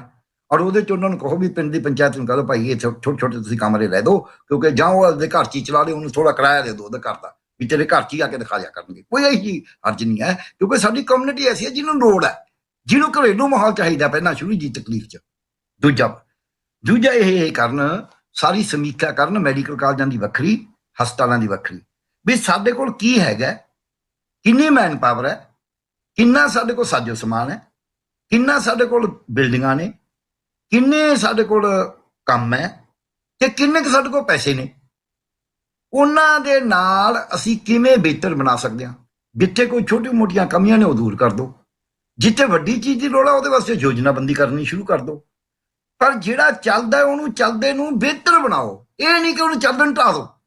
ਉਹ ਬਿਹਤਰ ਮੈਡੀਕਲ ਕਾਲਜਾਂ 'ਚ ਵੀ ਹੋ ਸਕਦਾ ਹੈ। ਹੁਣ ਇਹਨਾਂ ਨੇ, ਮੈਂ ਤੁਹਾਨੂੰ ਇੱਕ ਉਦਾਹਰਨ ਦਿੰਦਾ ਛੋਟੀ ਜਿਹੀ ਬੰਦ ਕਰਨ ਤੋਂ ਪਹਿਲਾਂ, 178 ਪੋਸਟਾਂ ਇਹਨਾਂ ਨੇ ਮੈਡੀਕਲ ਕਾਲਜਾਂ 'ਚ ਫੈਕਲਟੀ ਦੀਆਂ ਐਡਵਰਟਾਈਜ਼ ਕਰੀਆਂ ਨੇ। ਉਹ ਸਾਰੇ ਡਾਇਰੈਕਟ ਵਾਲੀਆਂ ਵੀ ਡਾਇਰੈਕਟ ਕਰਤੀਆਂ। ਉਹਦੇ ਨਾਲ ਬਾਹਰਲੇ ਬੰਦੇ ਜਿਹੜੇ ਮੈਡੀਕਲ ਕਾਲਜਾਂ 'ਚ ਗੈਰ ਹਾਜ਼ਰ ਰਹਿੰਦੇ ਨੇ, ਪ੍ਰਾਈਵੇਟਾਂ 'ਚ, ਜਿਹੜੇ ਕਦੀ ਪ੍ਰੈਕਟਿਸ ਕਰਦੇ ਨੇ ਆਪਦੀ ਇਕੱਲੀ, ਪੜ੍ਹਾਇਆ ਕਦੀ ਨਹੀਂ, ਉਹ 178 ਬੰਦੇ ਬਾਹਰਲੇ ਪੰਜਾਬ ਤੋਂ ਆ ਜਾਂਦੇ ਨੇ। ਉਹਨਾਂ ਦਾ 40 ਕਰੋੜ ਰੁਪਇਆ ਖਰਚਾ ਹੋਣਾ ਹੈ, ਤੇ ਢੇਲੇ ਦਾ ਉਹਨਾਂ ਦਾ ਫਾਇਦਾ ਨਹੀਂ। ਨਾ ਮੈਡੀਕਲ ਕਾਉਂਸਲ ਵਾਸਤੇ ਉਹਨਾਂ ਦੀ ਲੋੜ ਹੈ, ਨਾ ਮਰੀਜ਼ਾਂ ਵਾਸਤੇ ਲੋੜ ਹੈ। ਹੁਣ NMC ਹੋ ਗਿਆ ਕਰ ਮੈਡੀਕਲ ਕਾਉਂਸਲ ਦੀ ਥਾਂ ਤੇ। ਸੋ ਉਹ ਕਿਉਂ ਕਰ ਰਹੇ ਨੇ? ਸਰਕਾਰ ਨੇ ਆ ਕੇ ਕਰੇ। ਮੈਂ ਕਿਉਂ ਕਹਿਣਾ ਵੀ ਇਹ ਸਰਕਾਰ ਨੂੰ ਢੇਲੇ ਦਾ, ਇਹਨਾਂ ਨੇ ਆ ਕੇ ਉਹ ਕੈਬਨਿਟ 'ਚ ਪਾਸ ਕਰਿਆ ਵੀ ਹਾਂ ਅਸੀਂ ਇਹਦੀ ਡਾਇਰੈਕਟ ਰਿਕਰੂਟਮੈਂਟ ਕਰਨੀ ਹੈ। ਕਿਉਂਕਿ ਇਹ ਸਰਕਾਰ ਬਾਕੀਆਂ ਨਾਲੋਂ ਇੱਕ ਹੋਰ ਤਰ੍ਹਾਂ ਦੀ ਹੈ। ਰਿਤੇਸ਼ ਜੀ ਜਿੱਦੀ ਬਹੁਤ ਨੇ। ਜਦ ਬੰਦਾ ਜਿੱਦੀ ਬਣ ਜੇ ਨਾ, ਉਹ ਬੱਚਿਆਂ ਦੀ ਬਾਲ ਹੱਠ ਕਹਿੰਦੇ ਨੇ, ਜਿਹੜਾ ਬਾਲ ਹੱਥ ਹੁੰਦਾ ਨਾ ਉਹ ਛੇਤੀ ਮਨਾਇਆ ਨਹੀਂ ਜਾ ਸਕਦਾ। ਇੱਥੇ ਗਰ ਸਾਹਿਬ ਮੈਨੂੰ ਇੱਕ ਹੋਰ ਜਿਹੜਾ ਡਰ ਹੈ, ਜਿਹੜਾ ਮੇਰਾ ਡਰ ਅੰਦਰ ਦਾ, ਉਹ ਇਹ ਹੈ ਵੀ ਜਦੋਂ ਸਰਕਾਰਾਂ ਕੋਈ ਫੈਸਲੇ ਲੈ ਲੈਂਦੀਆਂ ਨੇ, ਫਿਰ ਉਹਨਾਂ ਨੂੰ ਸਹੀ ਸਾਬਤ ਕਰਨ ਲਈ ਟਿੱਲੇ ਤੱਕ ਦਾ ਜ਼ੋਰ ਲਾਉਂਦੇ ਨੇ। ਹੁਣ ਆਪਾਂ ਇਹ ਮੰਨ ਰਹੇ ਵੀ ਮੁਹੱਲਾ ਕਲੀਨਿਕ ਤੇ ਆਮ ਆਦਮੀ ਕਲੀਨਿਕ ਜਿਹੜੇ ਨੇ ਉਹ ਪੰਜਾਬ ਦੀ ਲੋੜ ਨਹੀਂ ਹੈ। ਪੰਜਾਬ ਦੇ ਵਿੱਚ ਐਸਾ ਇਨਫਰਾਸਟ੍ਰਕਚਰ ਹੈ ਜਿਸ ਤੋਂ ਕਿ ਤੁਸੀਂ ਲੈਵਲ ਹੋਰ ਲਾ ਸਕਦੇ ਸੀ, ਲੇਕਿਨ ਤੁਸੀਂ ਹੁਣ ਸੇਵਾ ਕੇਂਦਰਾਂ ਨੂੰ ਮੁਹੱਲਾ ਕਲੀਨਿਕ ਬਣਾਤਾ। ਹੁਣ ਮੈਨੂੰ ਡਰ ਹੈ ਵੀ ਆਉਣ ਵਾਲੇ 4.5 ਸਾਲਾਂ ਤੱਕ, ਸੁਣੋ ਮੇਰੀ ਗੱਲ, ਆਉਣ ਵਾਲੇ 4.5 ਸਾਲਾਂ ਤੱਕ ਇਹਨਾਂ ਸੇਵਾ ਕੇਂਦਰਾਂ ਤੋਂ ਟਰਨ ਹੋਏ ਮੁਹੱਲਾ ਕਲੀਨਿਕਾਂ ਨੂੰ ਸਹੀ ਸਾਬਤ ਕਰਨ ਲਈ ਤੇ ਇਹਨਾਂ ਨੂੰ ਡਿਸਪੈਂਸਰੀਆਂ ਜਾਂ ਹੋਰ ਜਿਹੜੇ ਇੰਸਟੀਟਿਊਸ਼ਨਸ ਦੇ ਮੁਕਾਬਲੇ ਬਿਹਤਰ ਚਲਾਉਣ ਲਈ ਜ਼ੋਰ ਲੱਗੇਗਾ। ਤੇ ਉਹ ਜਿਹੜੇ ਅਦਾਰੇ ਜਾਂ ਜਿਹੜੀ ਬਿਲਡਿੰਗ ਇਨਫਰਾਸਟ੍ਰਕਚਰ ਕ੍ਰੀਏਟ ਹੈ, ਉਹਨੇ ਉਵੇਂ ਨਾ ਉਵੇਂ ਰਹਿਣਾ, ਡਿਫੰਕਟ ਰਹਿਣਾ, ਕਿਉਂਕਿ ਤੁਹਾਡਾ ਪੂਰਾ ਫੋਕਸ ਉਹਨੇ ਹੋਣਾ ਹੈ ਕਿ ਮੁਹੱਲਾ ਕਲੀਨਿਕ ਕਾਮਯਾਬ ਕਰਨੇ ਹੈ। ਨਹੀਂ ਰਿਤੇਸ਼ ਜੀ, ਮੇਰੀ ਬੇਨਤੀ ਸੁਣ ਲਓ, ਬਸ 1 ਮਿੰਟ 'ਚ ਹੀ ਕਹਾਂਗਾ ਮੈਂ। ਇਹ ਐ ਨਹੀਂ ਹੈ ਮੁਹੱਲਾ ਕਲੀਨਿਕਾਂ ਦੀ ਲੋੜ ਨਹੀਂ, ਇਹਨਾਂ ਨੂੰ ਪਤਾ ਨਹੀਂ ਮੁਹੱਲਾ ਕਲੀਨਿਕ ਕੀ ਹੈ। ਉਹ ਮੁਹੱਲਾ ਤਾਂ ਕਾਮਨ ਮੈਨ ਨੂੰ ਪਤਾ ਵੀ ਮੁਹੱਲਾ ਕੀ ਹੁੰਦਾ। ਹੁਣ ਬੜਾ ਕੋਈ ਮੁਹੱਲਾ ਥੋੜਾ ਹੁੰਦਾ। ਤੁਸੀਂ ਮੁਹੱਲਾ ਕਲੀਨਿਕ ਬਣਾਓ, ਤੁਸੀਂ ਕਲੀਨਿਕ ਬਣਾ ਕੇ ਡਿਸਪੈਂਸਰੀ ਨੂੰ ਕਹੋ ਸਾਡਾ 2nd ਲੈਵਲ ਦਾ ਮੁਹੱਲਾ ਕਲੀਨਿਕ ਹੈ, ਪ੍ਰਾਇਮਰੀ ਹੈਲਥ ਸੈਂਟਰ ਨੂੰ ਕਹੋ ਸਾਡਾ 3rd ਲੈਵਲ ਦਾ ਮੁਹੱਲਾ ਕਲੀਨਿਕ ਹੈ, ਕਮਿਊਨਿਟੀ ਹੈਲਥ ਸੈਂਟਰ ਨੂੰ ਕਹੋ ਸਾਡਾ 4th ਲੈਵਲ ਦਾ ਮੁਹੱਲਾ ਕਲੀਨਿਕ ਹੈ। ਕਰ ਦਿਓ ਸਭ ਨੂੰ ਤਕੜੇ, ਕਹਿ ਲਓ ਮੁਹੱਲਾ ਕਲੀਨਿਕ। ਇਹਨਾਂ ਨੂੰ ਇਹ ਵੀ ਨਹੀਂ ਆਉਂਦਾ ਕਿ ਜੇ ਮੁਹੱਲਾ ਕਲੀਨਿਕ ਹੀ ਚਲਾਉਣੇ ਨੇ, ਹੁਣ ਦਿੱਲੀ ਤਾਂ ਲੱਗ ਨਹੀਂ ਸਕਦੀ, ਦਿੱਲੀ ਤਾਂ ਅਰਬਨ ਪਾਪੂਲੇਸ਼ਨ ਹੈ ਸਾਰੀ, ਰੂਰਲ ਤਾਂ ਬਹੁਤ ਹੀ ਮਾਈਨਰ, ਉਹ ਵੀ ਅਰਬਨ ਵਰਗੀ ਹੈ। ਇੱਥੇ ਤਾਂ 13,000 ਪਿੰਡ ਹੈ, ਇੱਥੇ ਹਿੱਲੀ ਏਰੀਆ ਵੀ ਹੈ, ਬਾਰਡਰ ਏਰੀਆ ਵੀ ਹੈ, ਬੇਟ ਏਰੀਆ ਵੀ। ਦਿੱਲੀ ਨਾਲ ਇਹਦਾ ਕਿਆ ਮੁਕਾਬਲਾ ਹੈ? ਸਾਡੀ ਤਾਂ ਸਟਰਕਚਰ ਦਿੱਲੀ ਨਾਲੋਂ ਬੈਟਰ ਹੈ, ਆਲਰੇਡੀ ਬੈਟਰ ਹੈ। ਸੋ ਇਸ ਕਰਕੇ ਇਹ ਬਾਲ ਹੱਥ ਤੇ ਲੱਗੇ ਹੋਏ ਨੇ, ਇਹ ਇਸ ਗੱਲ ਤੇ ਨਹੀਂ ਲੱਗੇ ਹੋਏ ਵੀ ਮੁਹੱਲਾ ਕਲੀਨਿਕ ਚਲੋ ਚਲਾਉਣੇ ਨੇ। ਇਹ ਗੱਲ ਤੁਹਾਡੀ ਠੀਕ ਹੈ ਵੀ ਉਹਨੇ ਪੂਰਾ ਜ਼ੋਰ ਲਾਉਣਗੇ ਵੀ ਬਾਈ ਹੁੱਕ ਔਰ ਬਾਈ ਕਰੁੱਕ, ਬਾਕੀ ਨੂੰ ਨਲਾਇਕ ਦਿਖਾਓ। ਇੱਕ ਤਾਂ ਹੁੰਦਾ ਇੱਕ ਬੱਚਾ ਕਿ ਇੱਕ ਲਕੀਰ ਖਿੱਚੀ ਹੈ, ਉਹਦੇ ਉੱਤੇ ਵੱਡੀ ਲਕੀਰ ਖਿੱਚਦਾ ਹੈ ਦੂਜੀ ਨੂੰ ਛੋਟੀ ਦੱਸਣ ਵਾਸਤੇ। ਇੱਕ ਰੋਂਡੀ ਹੁੰਦਾ, ਉਹ ਆ ਕੇ ਉਹਨੂੰ ਮਟੇਲਾ ਸ਼ੁਰੂ ਕਰ ਦਿੰਦਾ। ਉਹਦੀ ਆਪਦੀ ਛੋਟੀ ਹੁੰਦੀ ਹੈ, ਵੱਡੀ ਉਹ ਤੋਂ ਖਿੱਚੀ ਨਹੀਂ ਜਾਂਦੀ, ਉਹ ਰੋਂਡੀ ਪਾ ਕੇ ਮਟੇਲਣੀ ਸ਼ੁਰੂ ਕਰ ਦਿੰਦਾ ਚੋਰੀਓ ਵੀ ਇਹਨੂੰ ਛੋਟੀ ਦਿਖਾਉਣਾ ਹੈ। ਆ ਇਹਨਾਂ ਦਾ ਬਿਲਕੁਲ ਡਾਕਟਰ ਰੰਧਾਵਾ ਕੁਝ ਸੈਕਿੰਡ ਦੇ ਵਿੱਚ ਆਖਰੀ ਕਮੈਂਟ ਤੁਹਾਡਾ। ਜੀ ਹਾਂ, ਕੋਈ ਜੀ ਦੇਖੋ ਜੋ ਇਹ ਬਿਲਕੁਲ ਇਹ ਕਨਸੈਪਟ ਬਿਲਕੁਲ ਗਲਤ ਹੈ ਔਰ ਇਹਦੇ ਚ ਨਾ ਸਾਨੂੰ ਰੈਫਰਲ ਸਿਸਟਮ ਨੂੰ ਸਾਨੂੰ ਮਰੀਜ਼ਾਂ ਨੂੰ ਬਚਾਉਣ ਵਾਸਤੇ ਜਿਹੜਾ ਸਾਡਾ ਰੈਫਰਲ ਸਿਸਟਮ ਹੈ ਉਹਨੂੰ ਹੀ ਸਾਨੂੰ ਮਜ਼ਬੂਤ ਕਰਨ ਦੀ ਲੋੜ ਹੈ। ਜਿੱਥੇ ਸਾਡੇ ਕੋਲੇ ਮੈਡੀਕਲ ਸਟਾਫ ਡਾਕਟਰ ਦੂਜੇ ਜੇ ਨਹੀਂ ਸਪੈਸ਼ਲਿਸਟ ਹੈਗੇ ਉੱਥੇ ਉਹ ਲਾਉਣ ਦੀ ਲੋੜ ਹੈ। ਜਿੱਥੇ ਸਾਨੂੰ ਦਵਾਈਆਂ ਦੀ ਲੋੜ ਹੈ ਉੱਥੇ ਉਹਨਾਂ ਨੂੰ ਦੇਣ ਦੀ ਲੋੜ ਹੈ। ਇਹਦੇ ਤੇ ਬਿਲਕੁਲ ਇਹ ਟੋਟਲ ਵੇਸਟੇਜ ਹੈ ਪਬਲਿਕ ਐਕਸਚੈਕਰ ਦੀ। ਸਿਰਫ ਆਪਣਾ ਬਾਲ ਹੱਟ ਕਹਿ ਲਓ ਜਾਂ ਜਿਹੜਾ ਹੈਗਾ ਆਪਣੀ ਮੂਰਖਤਾ ਹੀ ਹੈ ਇਹਦੇ ਚ, ਮਹਾ ਮੂਰਖਤਾ ਹੀ। ਦੱਸੋ ਇਹੀ ਚੀਜ਼ ਮੈਂ ਕੱਲ ਦੀ ਰਿਪੋਰਟ ਦੇ ਵਿੱਚ ਵੀ ਉਭਾਰਨ ਦੀ ਕੋਸ਼ਿਸ਼ ਕੀਤੀ ਸੀ ਤੇ ਲੇਕਿਨ ਮੈਨੂੰ ਸੀ ਵੀ ਕਿਉਂਕਿ ਜੋ ਐਕਸਪਰਟਸ ਦਾ ਓਪੀਨੀਅਨ ਹੈ ਉਹ ਆਪਣੇ ਆਪ ਦੇ ਵਿੱਚ ਮਾਇਨੇ ਰੱਖਦਾ ਤੇ ਇਹ ਉਹ ਲੋਕ ਨੇ ਜਿਨ੍ਹਾਂ ਨੇ ਪੰਜਾਬ ਦੇ ਵਿੱਚ ਮੈਡੀਕਲ ਸੇਵਾਵਾਂ ਦੇਣ ਦੇ ਪੱਖੋਂ ਦਹਾਕਿਆਂ ਤੱਕ ਆਪਣਾ ਬਹੁਤ ਹੀ ਨਾਜ਼ੁਕ ਸਮੇਂ ਦੇ ਉੱਤੇ ਯੋਗਦਾਨ ਦਿੱਤਾ ਹੈ। ਕੋਈ ਨਾਰਮਲ ਟਾਈਮਸ ਨਹੀਂ ਸੀ ਪੰਜਾਬ ਦੇ ਵਿੱਚ ਖੜਕੂਆਤ ਦੇ ਉਸ ਟਰਬੂਲੈਂਟ ਟਾਈਮ ਦੇ ਵਿੱਚ ਵੀ ਇਹ ਲੋਕਾਂ ਨੇ ਬਹੁਤ ਹੀ ਬਟਾਲੇ ਵਰਗੇ ਇਲਾਕੇ ਤਰਨਤਾਰਨ ਅੰਮ੍ਰਿਤਸਰ ਵਰਗੇ ਇਲਾਕਿਆਂ 'ਚ ਰੋਲ ਅਦਾ ਕੀਤਾ। ਸੋ ਅੱਜ ਇਹ ਗੱਲਬਾਤ ਕੁਝ ਕਰ ਰਹੇ ਨੇ ਤੇ ਸਾਨੂੰ ਇਹਨਾਂ ਦੀ ਗੱਲਬਾਤ ਦੇ ਵਿੱਚੋਂ ਬਣਦੀਆਂ ਜਿਹੜੀਆਂ ਚੰਗੇ ਪੁਆਇੰਟਸ ਨੇ ਉਹਨਾਂ ਨੂੰ ਇੰਟਰਨਲਾਈਜ਼ ਕਰਨ ਦੀ ਲੋੜ ਹੈ। ਡਾਕਟਰ ਗਰਗ ਅਤੇ ਡਾਕਟਰ ਰੰਧਾਵਾ ਬਹੁਤ ਬਹੁਤ ਧੰਨਵਾਦ ਜੀ ਤੁਹਾਡਾ ਸਾਡੇ ਨਾਲ ਇਸ ਚਰਚਾ ਵਿੱਚ ਜੁੜਨ ਲਈ। Thank you so much.